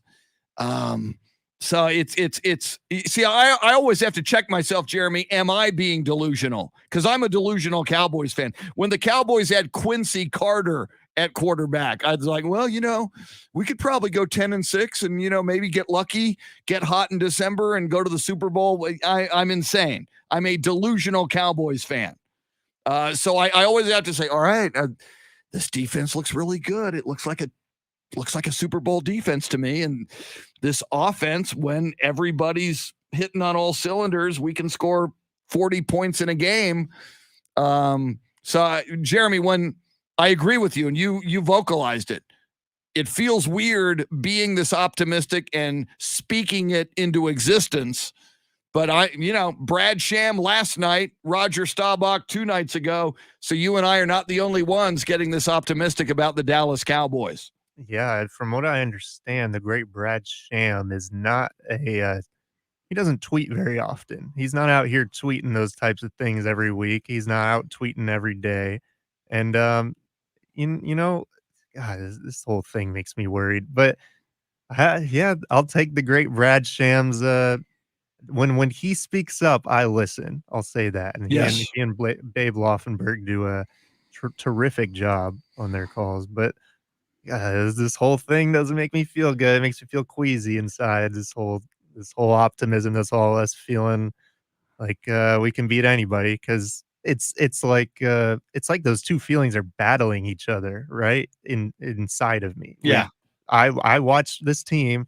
I'm like, oh my gosh, we are good. We are so good. This team has so many weapons on both sides of the ball.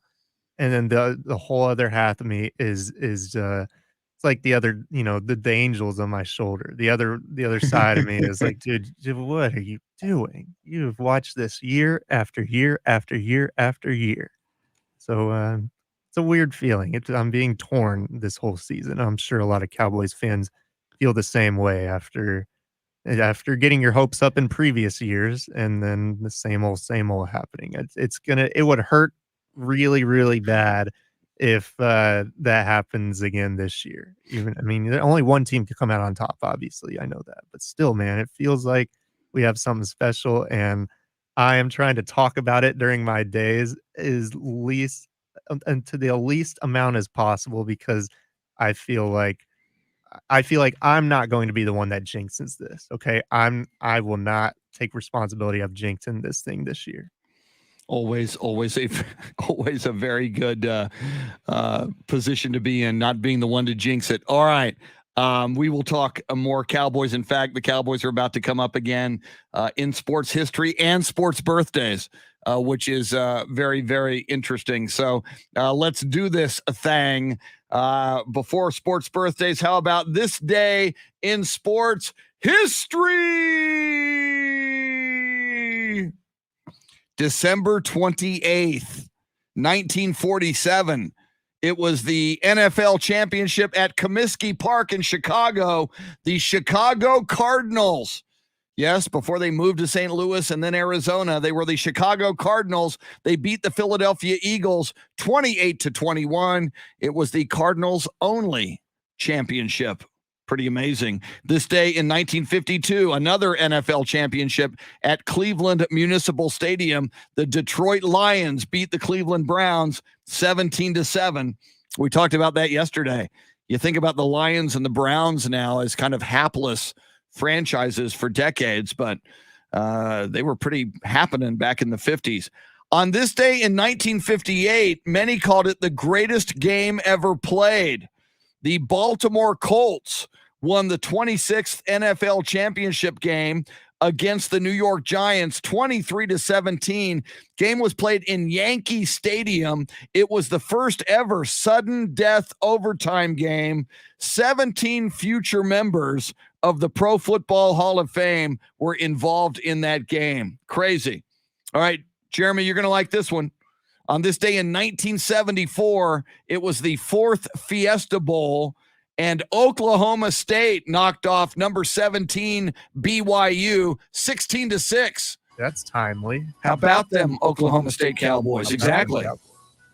Finally, on this day in 1975, I was in front of my television at 5502 Ben Hur Drive in San Antonio. The Dallas Cowboys were in a divisional playoff game at Metropolitan Stadium in Bloomington, Minnesota, with 32 seconds left in the game. On a fourth down, Roger Staubach hurls a 50-yard game-winning touchdown pass to Drew Pearson. After the game, Roger Staubach said he threw the ball and said a Hail Mary. It was the first ever Hail Mary pass, Roger to Drew, December 28th, 1975, arguably the greatest play in Dallas Cowboys history, the Hail Mary pass on this day in 1975. And yeah, I saw it live. I'm an old man. Get off my lawn.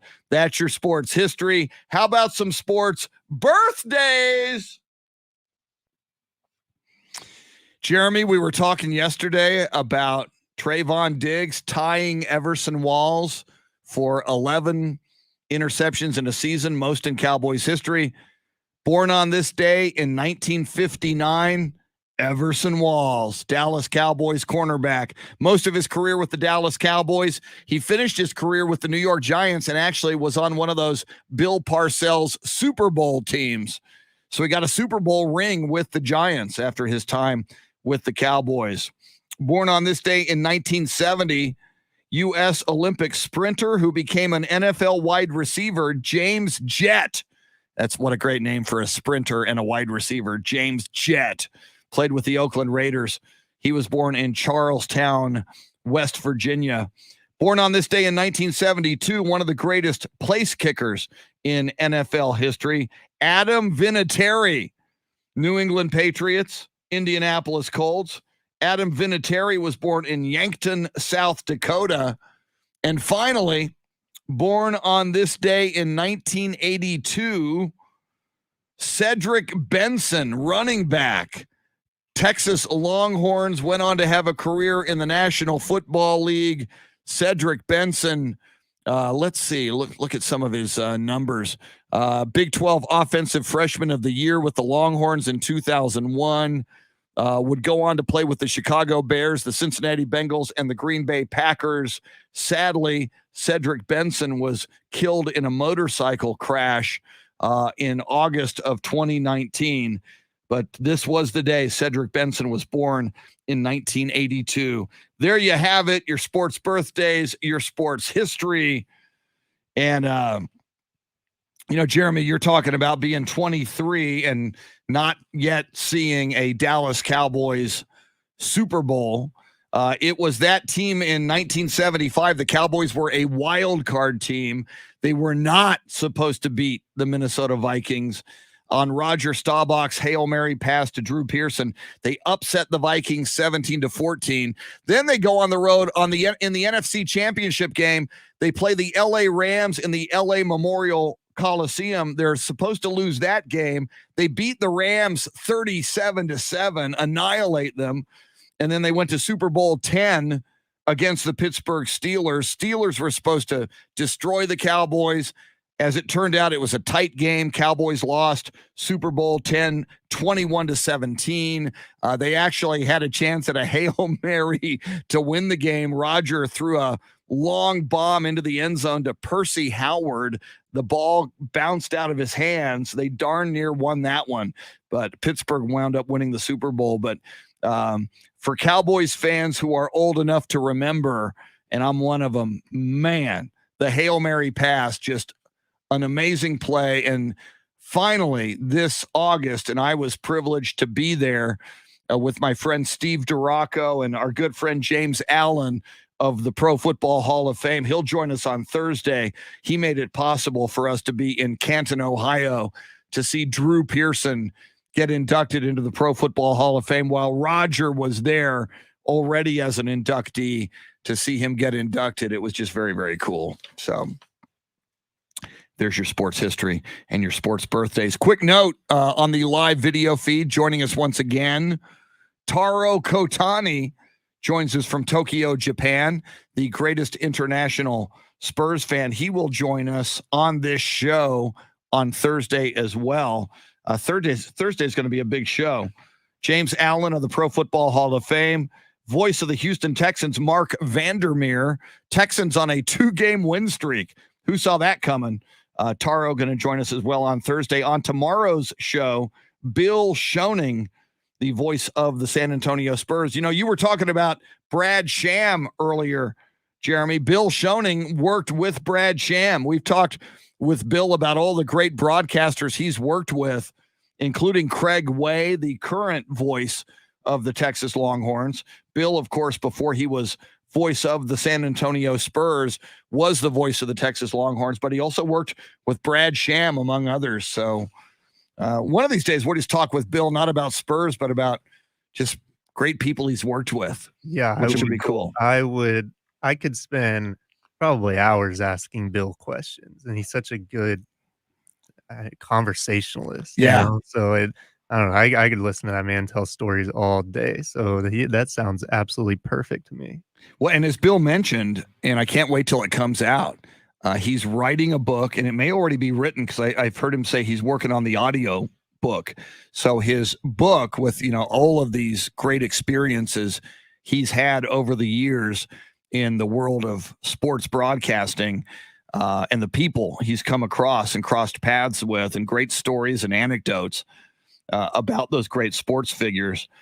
A book and an audio book coming down the pike in early 2022 from Bill Shoning. So we will talk about that with him, certainly moving forward into 2022. Coming up on this show in the 8 o'clock hour, just after 8:30, on the eve of the Valero Alamo Bowl, we will speak with the president and CEO of the Valero Alamo Bowl, DERRICK Fox. Always love talking with DERRICK. And that Valero Alamo Bowl over the years, Jeremy, and I know you've spent a lot of time in San Antonio, couple of things. Number one, it's always a big ratings getter on ESPN and on television, but also somehow it's always managed to usually be a pretty darn good game. It's usually down to the wire. It's often high scoring. There's often some really good storylines. And, this year you've got Oklahoma versus Oregon, both of those teams losing their head coaches, and neither of them saw it coming. Mario Cristobal leaving Oregon to go to Miami, Lincoln Riley leaving Oklahoma to go to USC, and here both of those storied programs going at it, and a Hall of Fame coach, Bob Stoops, now coming back for one game to being the interim coach for the Oklahoma Sooners. That's going to be a one fun Valero Alamo Bowl tomorrow night. Yeah, I was thinking about that too. The Alamo Bowl is often very entertaining, like a very good football game and high score. I mean, and TCU, Oregon games, and had some good ones. We've been lucky, haven't we? Yeah, and that TCU game, remember the quarterback of TCU that was arrested? Yeah, Trayvon Boykin. Yeah, I think he punched a cop, allegedly. Not good. Yeah, downtown. punched a cop on the Riverwalk in town for the Valero Alamo Bowl. Not good. Police officers tend to frown upon your punching them, even if you're the quarterback in the Valero Alamo Bowl of TCU. Good memory. You accessed his name. I'm not sure that I would have done that. All right. Quick break. As we mentioned, DERRICK Fox just after 8:30 from the Valero Alamo Bowl. We'll talk more NFL, college football, and NBA coming up in the 8 o'clock hour on the Chris Duel Show.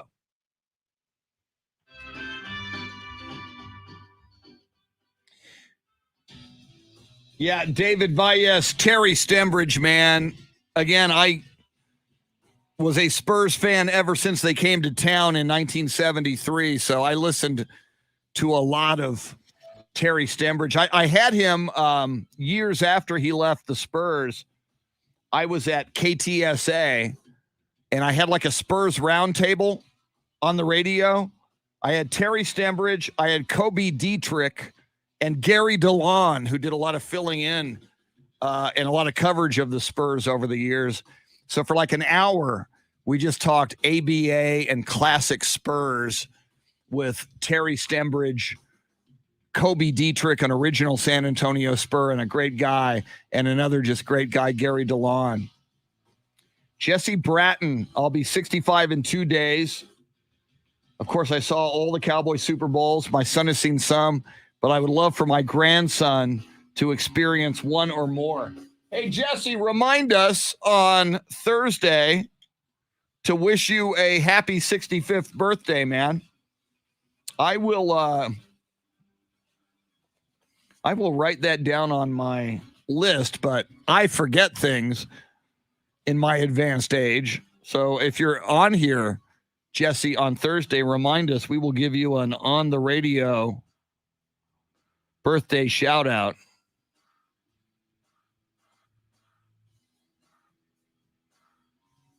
I'm writing it down. So what a Thursday show that's going to be. Taro Kotani, James Allen, Mark Vandermeer, and Jesse Bratton's 65th birthday. That's pretty cool. James Rippey says, I went to the Alamo Bowl when Oklahoma State beat Colorado 42-7. Woo! Yeah, they're usually not one-sided. That one certainly was. There you go. David Valles, Terry Stembridge used to always sign off, there will be another night. That was such a cool sign-off and so true. And especially all the more poignant when the Spurs would be eliminated from the playoffs and you'd hear Terry Stembridge sign off and you knew you had to wait months and months and months. But he would sign off, there will be another night. Yep. Oh!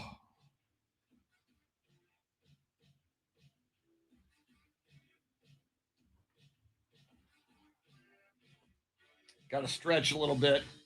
Yeah, John Williams, Terry Stembridge was with the organization when they came to San Antonio. In fact, there's a YouTube of Terry Stembridge doing the last ever Dallas Chaparrals game, and there's like almost nobody in the stands. I mean, you can really see why the Chaparrals had to leave Dallas and come to San Antonio. There was just no traction for them, which is too bad. I mean, I'm kind of happy how that worked out. It may be too bad for the Chaparrals, but kind of glad how it worked out.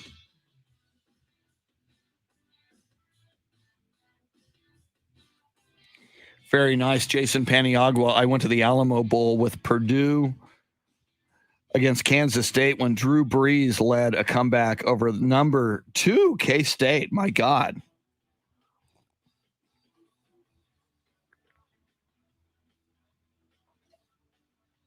Yeah, a lot of people forget that.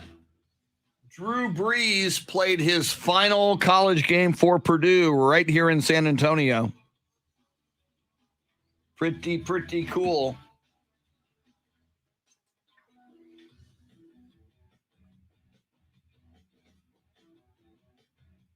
I know what I need to do.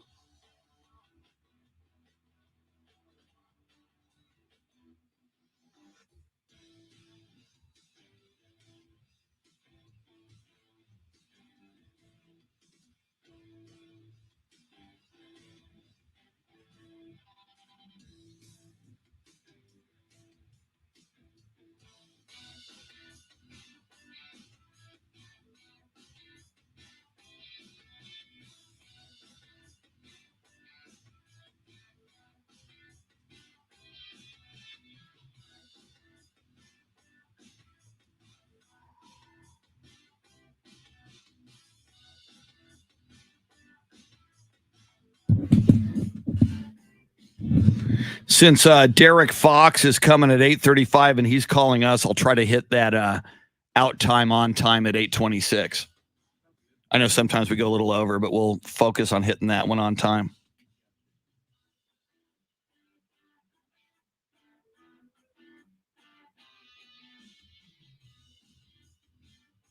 So, see, Steve DeRocco is not in here this morning. But on this day, let me see if I can pull it up. On this day, December 28th in 1986, he and I and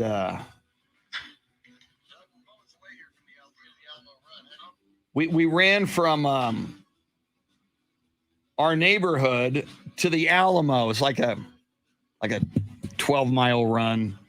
But so it was this day, the Althea to the Alamo run in 1986. It's my brother-in-law, Doug McCoy. This is video from December 28th, 1986. I'll show you. Steve DeRocco, who's usually in here, is a regular.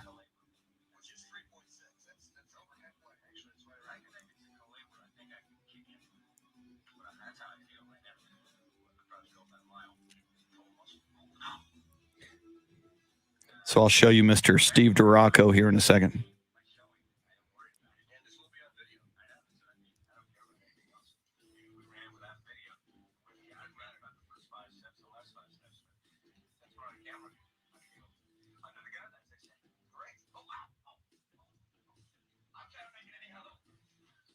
Steve DeRocco, there you are.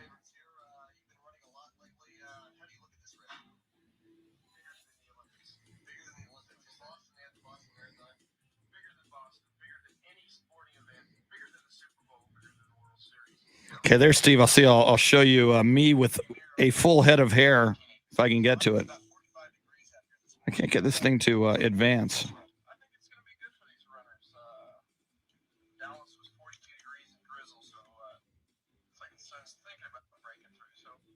Oh, here it comes.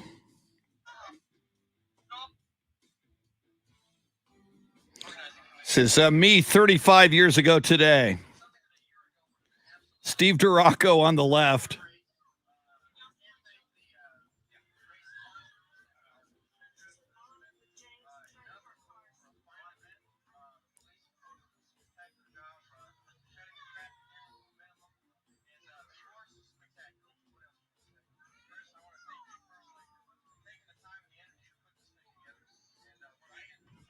And there is Steve DeRocco 35 years later.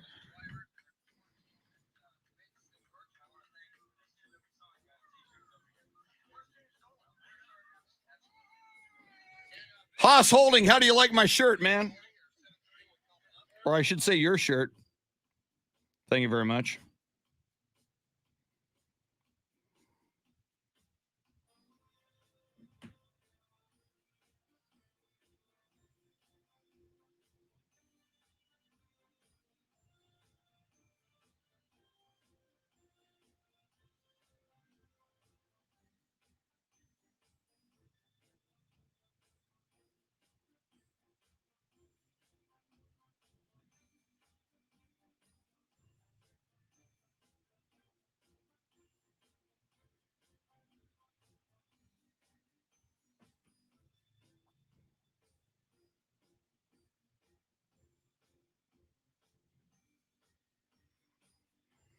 Haas Holding in here. Busy morning teaching spin classes. Starting at 5? 5 a.m.?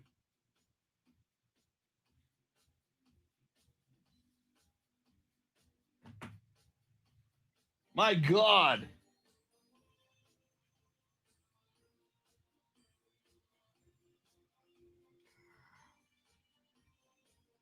And not only am I wearing my Haas Holding shirt, Bryn Forbes is wearing his Haas Holding shirt. See if I get widescreen it. We can see Bryn Forbes better. Not really. You can't see his head. There's Bryn in his Haas Holding t-shirt. Romping and stomping. Yes. Thank you, Bryn. Thank you for supporting Haas Holding this morning on the show. Much appreciated.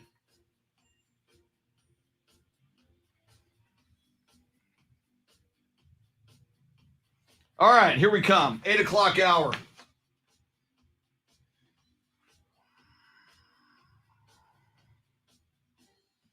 Yes. Yes. Here we go. This is the Chris Duel Show. You know it.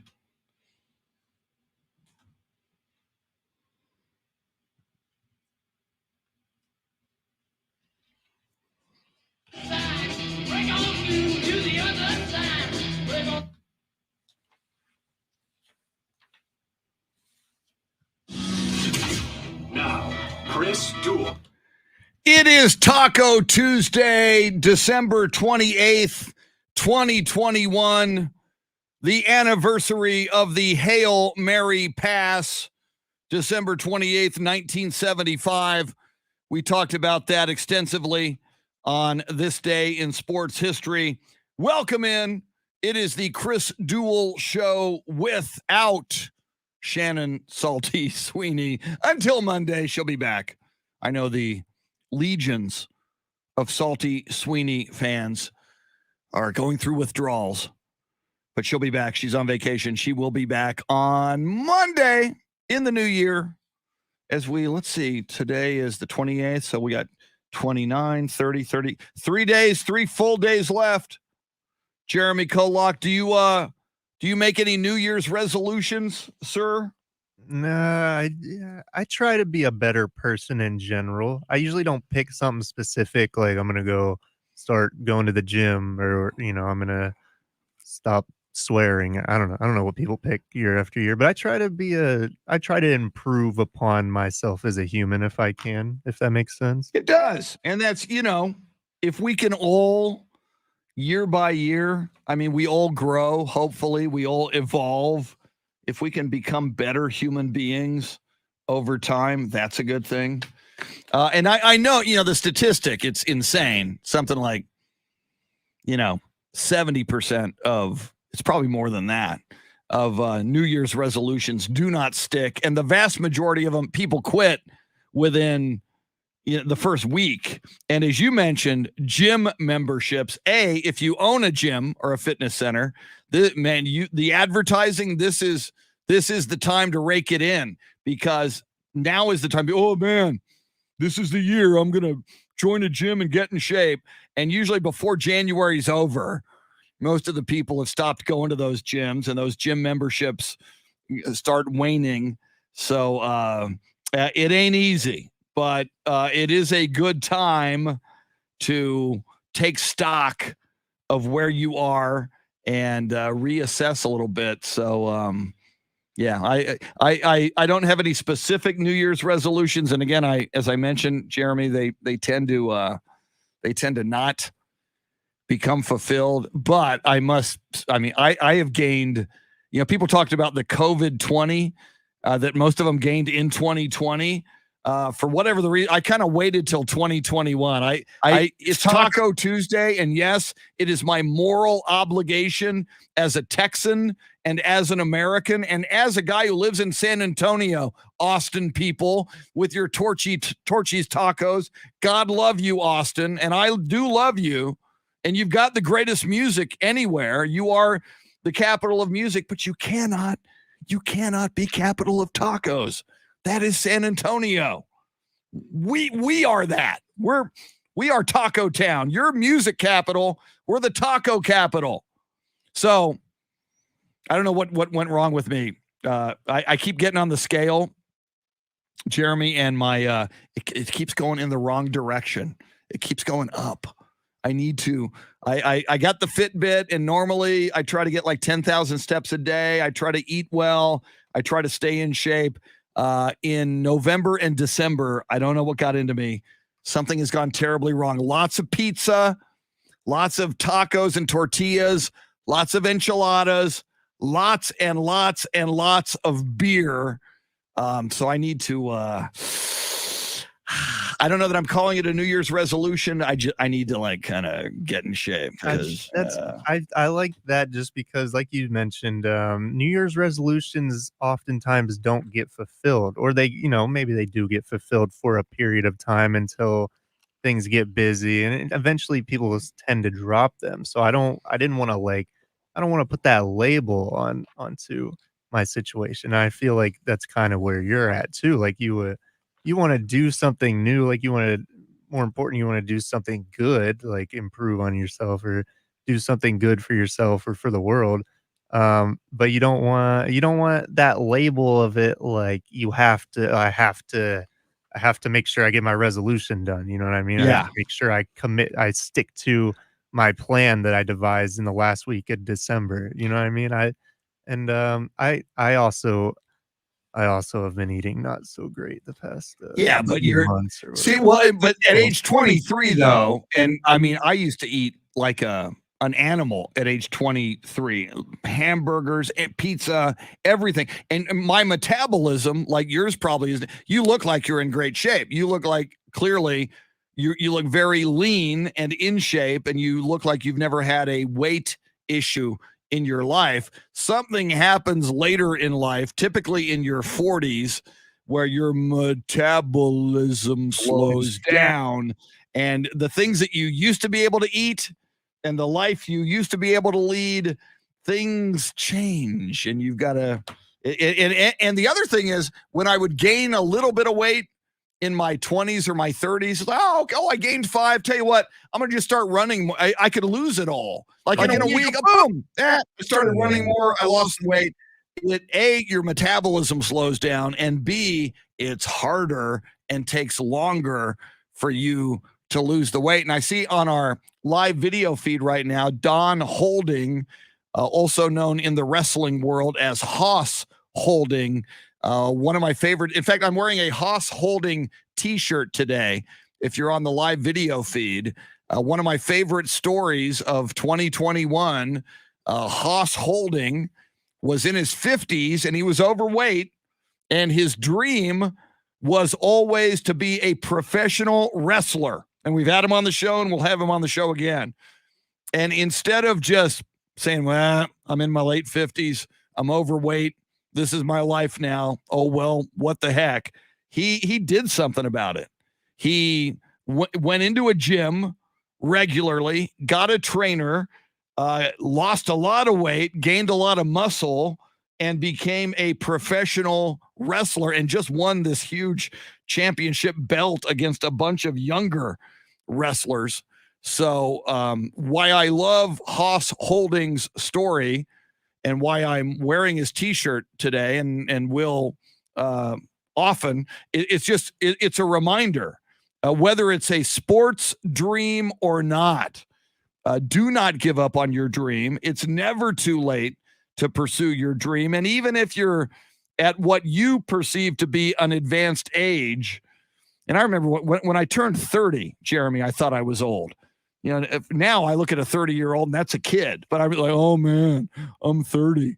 Oh man, I can't believe I'm this old. I was stupid. It's like, I love to be 30 right now. I'm way over the hill.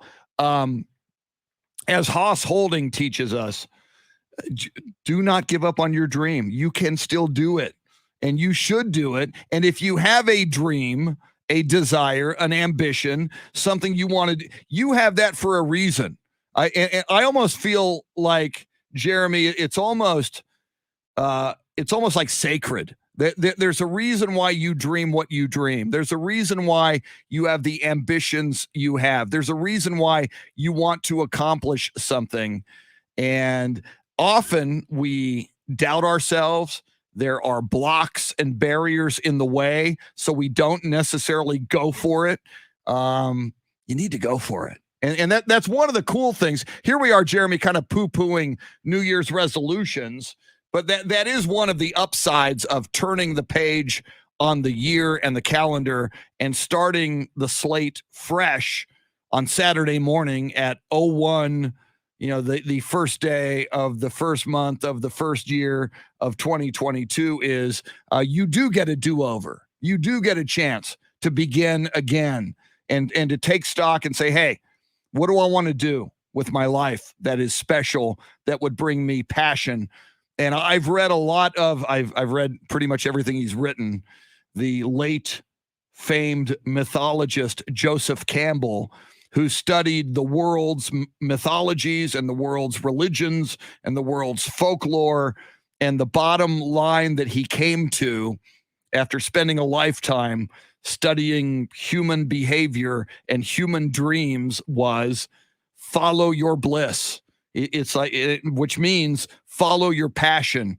Whatever it is that gives you passion in this world, you have that passion for a reason. For Hoss Holding, his passion was to be a wrestler. That was his dream. That was his bliss.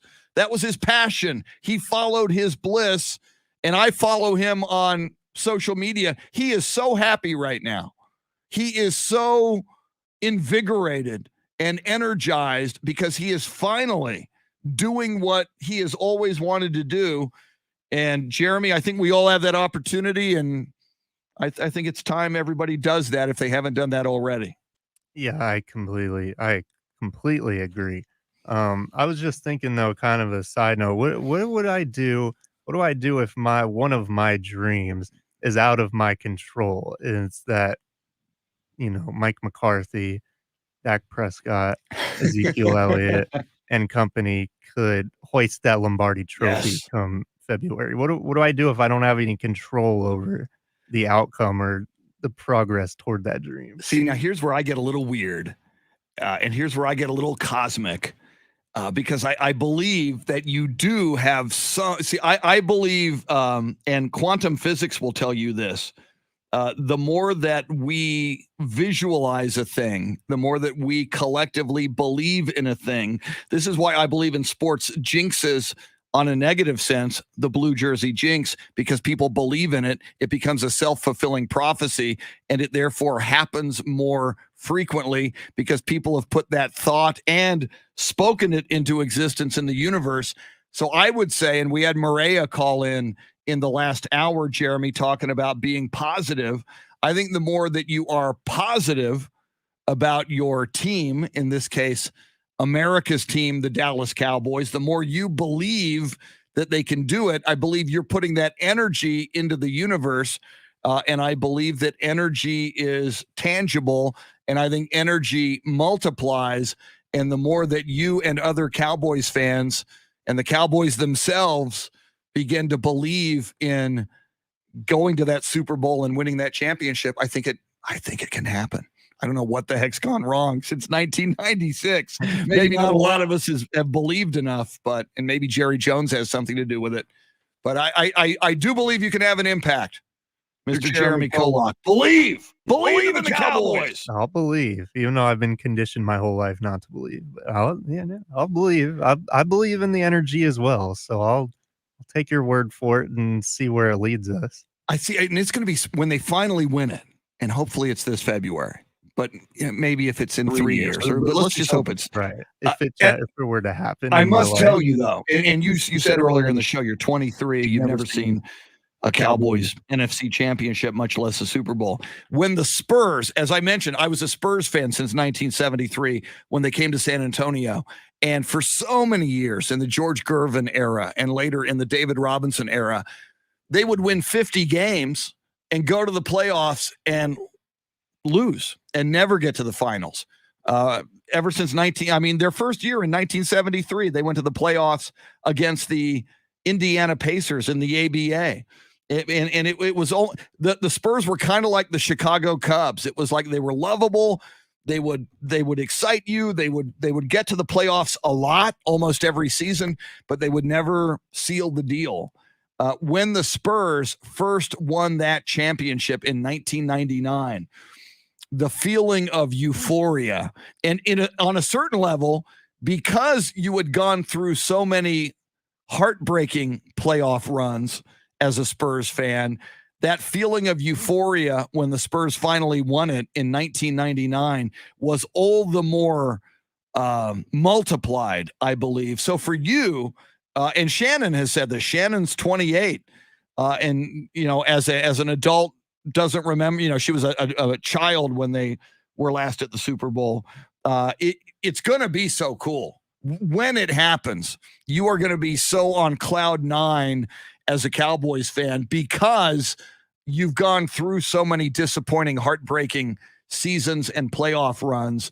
It's going to make whenever the breakthrough happens, hopefully this February, whenever it happens, it's going to be so cool. You're going to just, it's going to be one of your peak experiences ever as a football fan. Well, I envision it that way just because of the Cowboys. I mean, they just this sense of giant community, like the biggest fan base in America and America's team, of course. It feels like that I've been long suffering with a whole lot of people across the country and a whole lot of Texans.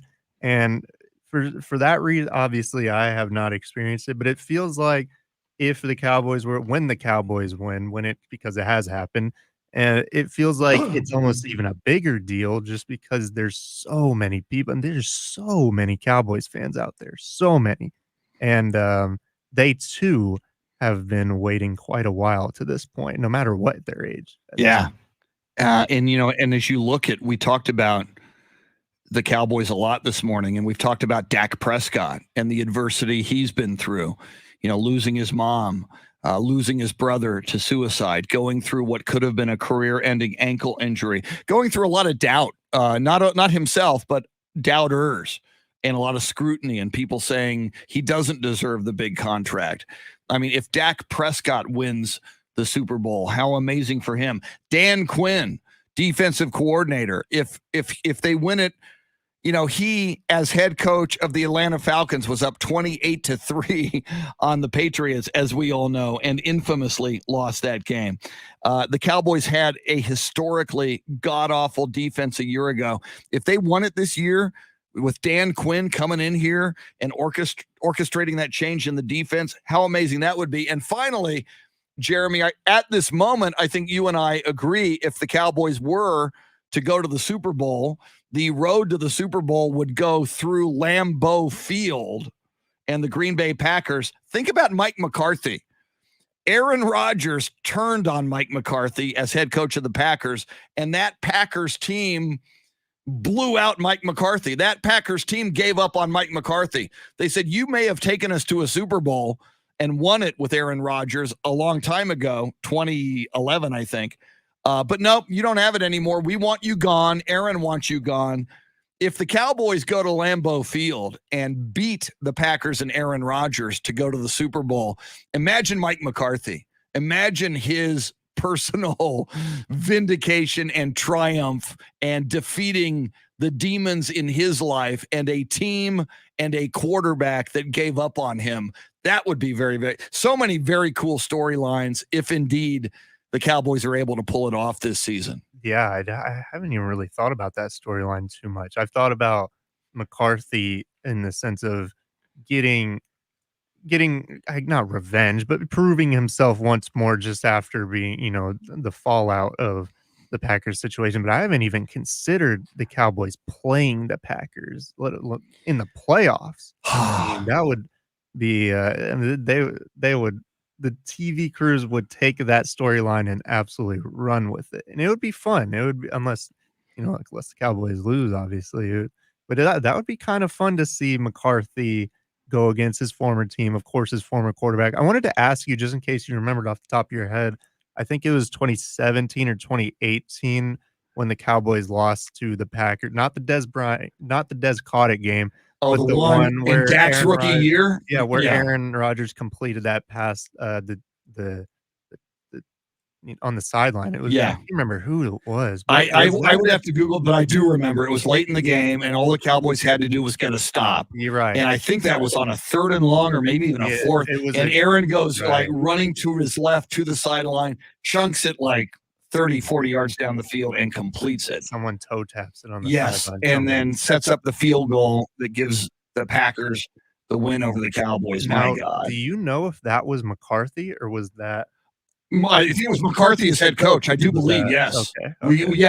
I think McCarthy was not yet blown out in Green Bay. Yes. I couldn't remember if that was still McCarthy or. Yeah, I don't remember the receiver, but I do I'm quite certain McCarthy was the head coach. All right, coming up, we are excited. It is the eve of the Valero Alamo Bowl, and nobody better to talk to about that than the president and CEO of the Valero Alamo Bowl, Mr. Derrick Fox. He will join us next. We'll talk all things Alamo Bowl, this matchup, Oklahoma Sooners versus the Oregon Ducks. Derrick Fox joining us next. Jeremy Kolok is your Soundscape stylist. Shannon Salty Sweeney on vacation until next Monday. Lots coming at you. Thanks for hanging out with us till 9 on the Chris Duel Show.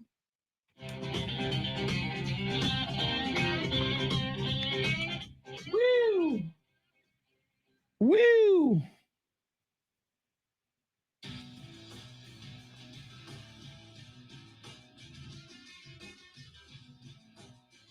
Marcus Valdespino talking about that playoff loss to Green Bay. Jason Garrett left 30 seconds plus on the clock to Aaron Rodgers.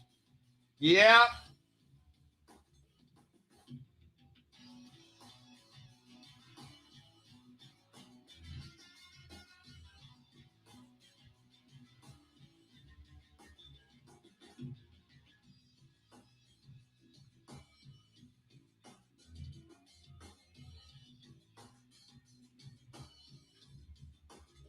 All right, I am going to grab some more ice.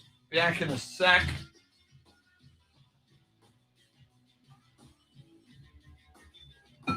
Get our Derek Fox photo here ready. Derek Fox going to join us. He looks a little bit something like that.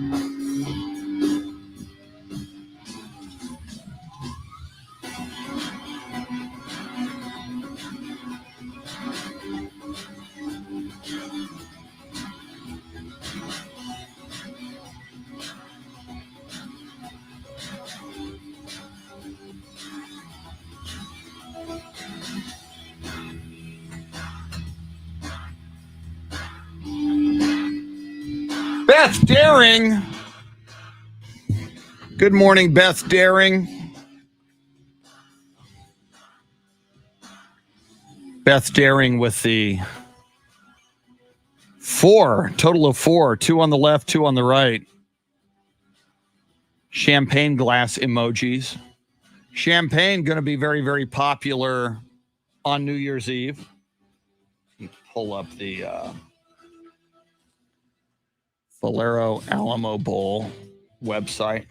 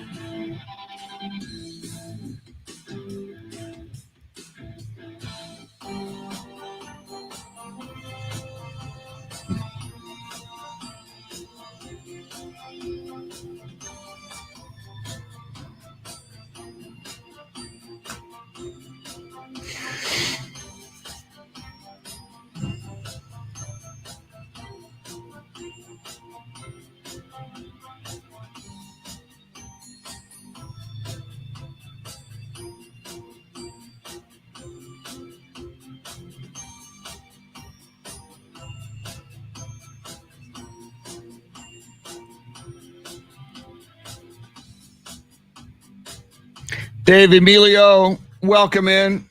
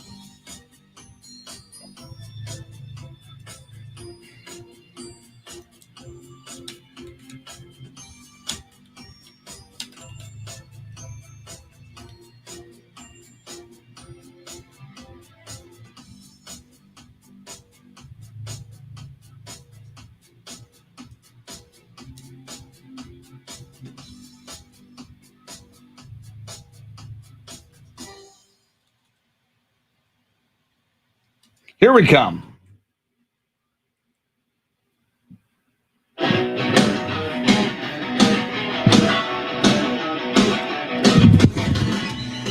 That's him.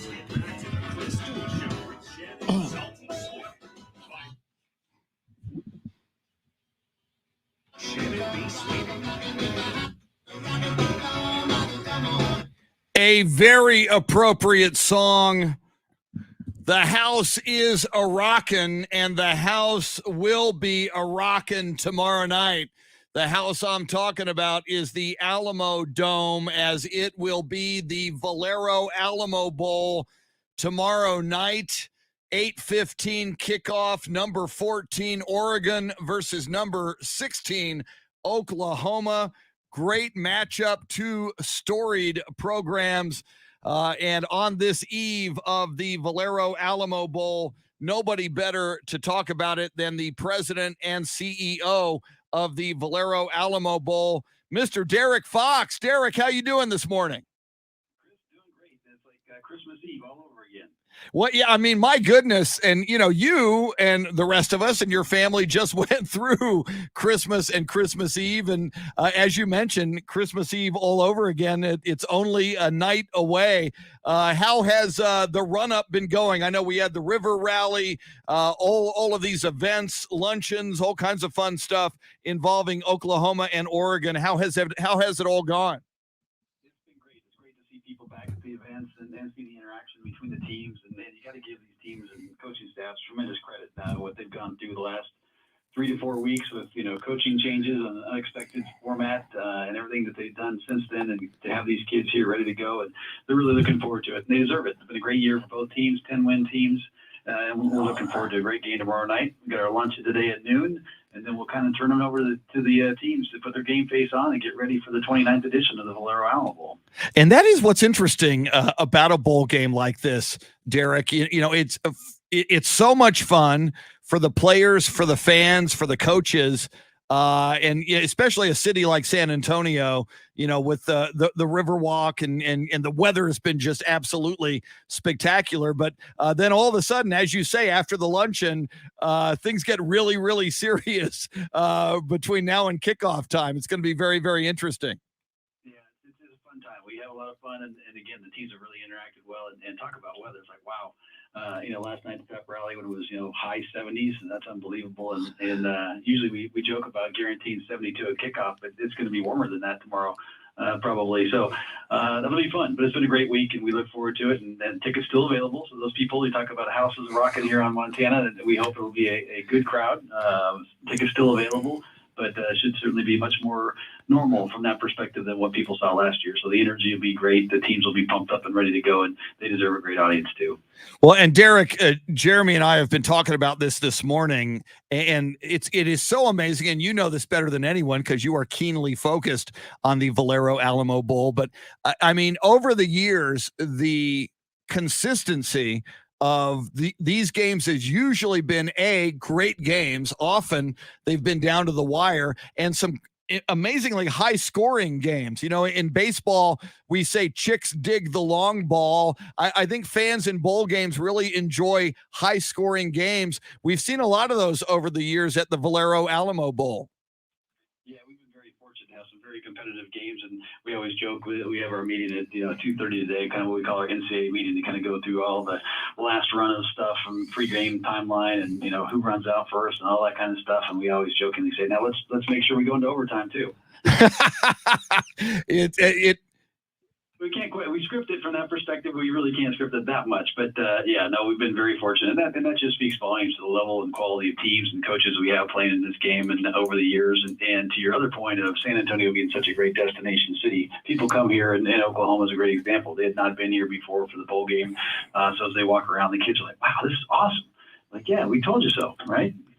Well, and what's amazing, Derrick, as we speak with Derrick Fox, the president and CEO of the Valero Alamo Bowl, I think about everything that the Valero Alamo Bowl does. And yes, it's usually a great game, and it's always a great game from a perspective of bringing two phenomenal college football programs here to play this game. But when you think about the scholarships, and we talked about this last time, all of the scholarships that are generated and given out to young people through the Valero Alamo Bowl, when you think about the economic impact, not just these tourists and sports fans coming to San Antonio, but experiencing San Antonio and then coming back, which is probably not even quantifiable. People will see this city, fall in love with it, tell their friends, and come back. And then it's usually highly rated on national television, and it winds up so often when I see the TV broadcast, Derrick, I see video of the Riverwalk, of the Alamo, of everything San Antonio. So it becomes kind of a 3.5 hour commercial on national television for the city of San Antonio. I mean, on so many levels, it's amazing to me what this Valero Alamo Bowl does for the city. Well, it's really one of those unique win-win-win situations for everybody. I mean, we benefit the universities participating in the game. We benefit the scholarships, over $1 million in scholarships to students in our community, both in the high school level going on to college and in the 6 local universities here in town.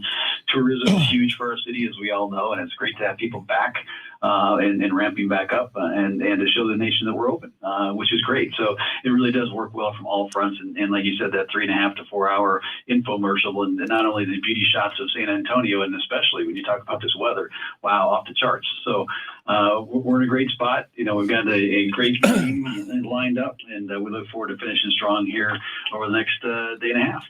Now, I got to ask you this, Derrick, and, you know, you talked about how different this Valero Alamo Bowl is going to be compared to last year. And of course, last year, you know, the concerns of COVID, obviously we still have COVID concerns in 2021, but things were just handled differently nationally and globally a year ago. However, even this bowl season, we've seen a few college football bowl games lose teams, and some bowl games just canceled because of health and safety protocols and COVID issues. How nervous have you been? Have you know, the teams been going into this Valero Alamo Bowl just because you've seen this happen at other bowl games across the country?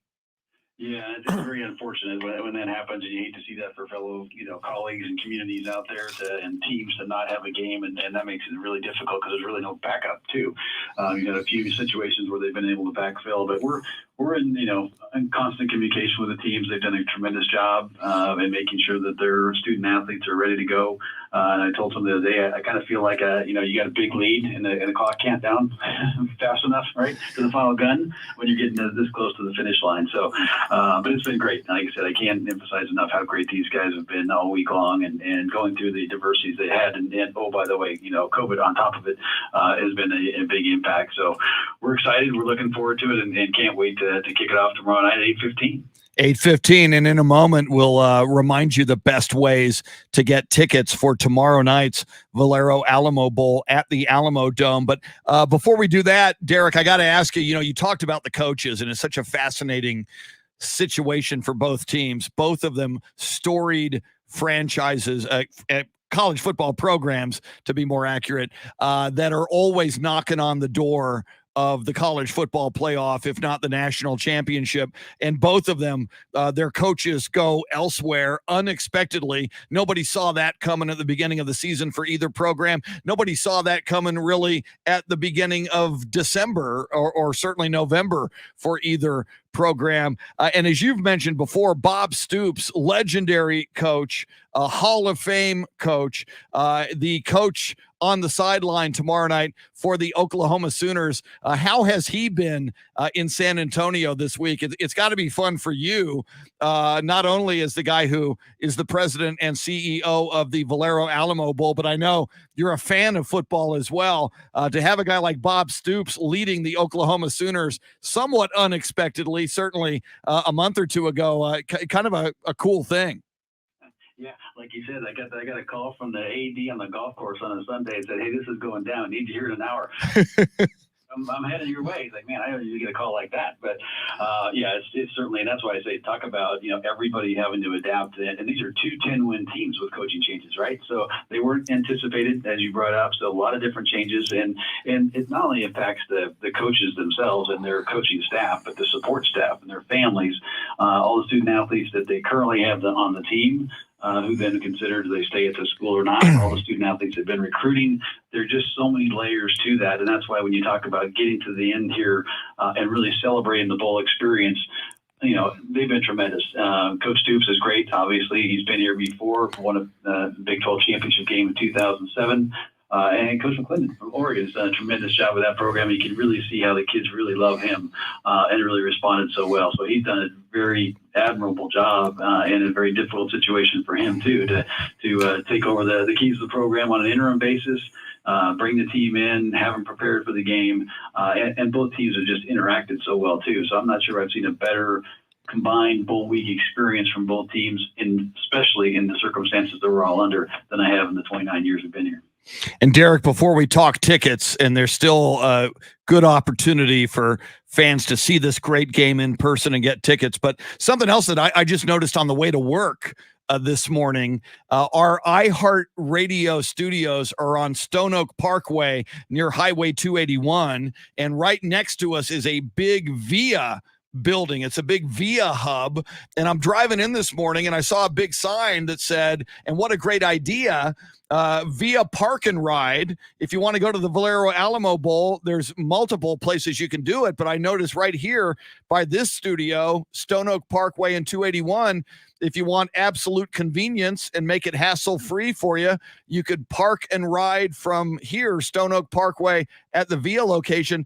That's a great option for sports fans as well. If you want to do that, the VIA Park and Ride is a great way to go. Absolutely. I think it's $2.50 each way, if memory serves me correctly, and leave the driving to somebody else. Right? You can come down, you can enjoy the game, catch a ride back home, and it really is a tremendous opportunity and a very easy and efficient system that's out there. And once people do it, they fall in love with it. So we've had good experiences in the past. We look forward to a high ridership here. And one of the challenges, quite honestly, we have is there's only 2,500 parking spaces on the dome. So yeah. Very quickly, so you do need to find other opportunities to get down here. VIA is certainly one of them. And again, one of the things I would certainly advocate for everybody is come early from that perspective tomorrow. Come down here. Fan zone begins at 3:00, and see the activity, or go down the river beforehand. Come on over. Come in early. The game's at 8:15, but don't wait till 8:15 to walk in the doors. Come in early, see the festivities, and be prepared. Yeah, it's a once a year event and a once in a lifetime event to see these two teams in this circumstance. So yeah, I'm all about getting there early and just soaking in the entire game day experience. Finally, Derrick, you mentioned it, tickets still available. What a great matchup, Oklahoma versus Oregon. If somebody is still on the fence and finally says, yeah, I want to be there, I want to witness it in person, what's the best way to get tickets? Best thing to do is go to alamobowl.com. All our tickets there are digital, so you can literally buy your tickets, download them, put them in your phone, and walk in tomorrow night. So it's very user-friendly. Got tickets available in all price categories, I think even as low as $50, if memory serves me correctly, last thing I checked. So certainly a very affordable price point, and we look forward to having a great and an enthusiastic crowd tomorrow night.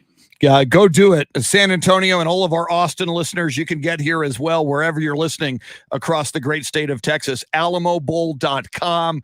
It's an interactive site. You can see the tickets that are available, the seats that are available. And as Derrick says, you download them on your phone, and that's your ticket. You walk right in, and you are ready for some great football. Derrick Fox, president and CEO of the Valero Alamo Bowl. Derrick, once again, to you, to your entire staff, this is such a wonderful bowl game, one of the best easily in America. You guys do such a fine job, and it's always such an amazing, fun game to watch. Thanks for all you do. Congratulations, and enjoy the game tomorrow night. Absolutely, Chris. Thanks for having us on. And in closing, just say thanks again to Valero for making this happen for all of us. Absolutely. Derrick Fox, thank you so much, sir. Have a great one. Thanks, Chris. Absolutely. Derrick Fox, the president and CEO of the Valero Alamo Bowl. Speaking of Oklahoma, I see our good friend Dylan Emery, the blue-collar sports dad, in all caps on the live video feed, writes, "Boomer," with a lot of exclamation marks. Yeah, Dylan sent me a thing, Jeremy, apparently at the River Rally yesterday, one of the Oklahoma Sooners said, hey, I hear this is Texas Longhorn country, but I don't see anybody in burnt orange. And then he said, yeah, I guess they must be playing their bowl game somewhere. Taking a shot at the Longhorns, the Sooners. Come on. You horns down people. I know. Yeah. And of course, Dylan Emery reveling in that. So Dylan Emery, blue collar sports dad, we might have to, I see you on the live video feed, might have to get you on maybe Thursday. Tomorrow would be before the game, maybe afterwards to react, depending on how you feel and how your beloved Oklahoma Sooners do. So, all right, Jeremy Kolok, you did a double yesterday. You did this show and the Mike Taylor show in the afternoon. What does the rest of your day look like? I am back in here in a few hours to do some afternoon radio, but wow. I think Taylor is off today. The show's not off. But Taylor, well, he said yesterday that he was going to take the rest of the week off. Okay. So I have no idea who I'm doing radio with from 4 to 7, but I'm going to do it, and it'll be fun anyway. It might be just you. I don't know. It might be Taylor might just, maybe the boss man, Brian Gann, is saying, hey, man, let's see what this Jeremy Kolok can do. Let's shock him and say, dude, your mic's on. Go. 3 hours. Do it. Maybe. Someone told me if they were going to do that, this is the week. Yes. For New Year. Yes. Well, Jeremy, as always, tremendous job. And you're back again tomorrow, I do believe. Is that correct? Yes, sir. I'll be in here with you all week. Obviously, we have Friday off, right? Yeah. But all week. I'll be here all week. Tip your wait staff. Beautiful. Sir. Well, spectacular as always, sir. Get a nap before the afternoon, if at all possible. That is the plan. I'm a big fan. Dylan Emery, the blue collar sports dad, going to the game. Dylan, let's work out Thursday morning, get a full report from you. Your experience at the Valero Alamo Bowl. Our thanks to Derrick Fox, president and CEO of the Valero Alamo Bowl. Enjoy your Taco Tuesday. Do your civic duty and ingest 1, 2, 3, or 5 tacos. We will see you tomorrow. Later on. Adios, amigos. Woo! Frank Ramirez, good morning.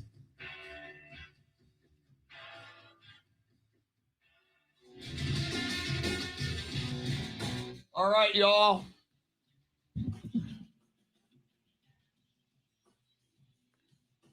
Yeah, and Dylan, if you're still here, I think on Thursday, I'm pretty booked in the 8 o'clock. So maybe 7:05. That might be too early for you the morning after the game, but we'll talk about it. Love to have you on, man. All right. All right. See y'all later. Thanks for being here. So I got one more comment. Who was that? Final comment goes to Jason Paniagua. Thank you, sir. See you tomorrow, Jason. Thanks, everybody. I am going to go take a nap. 2 consecutive Spurs nights. I've got 2 nights of about 3 hours of sleep. I'm a little tired.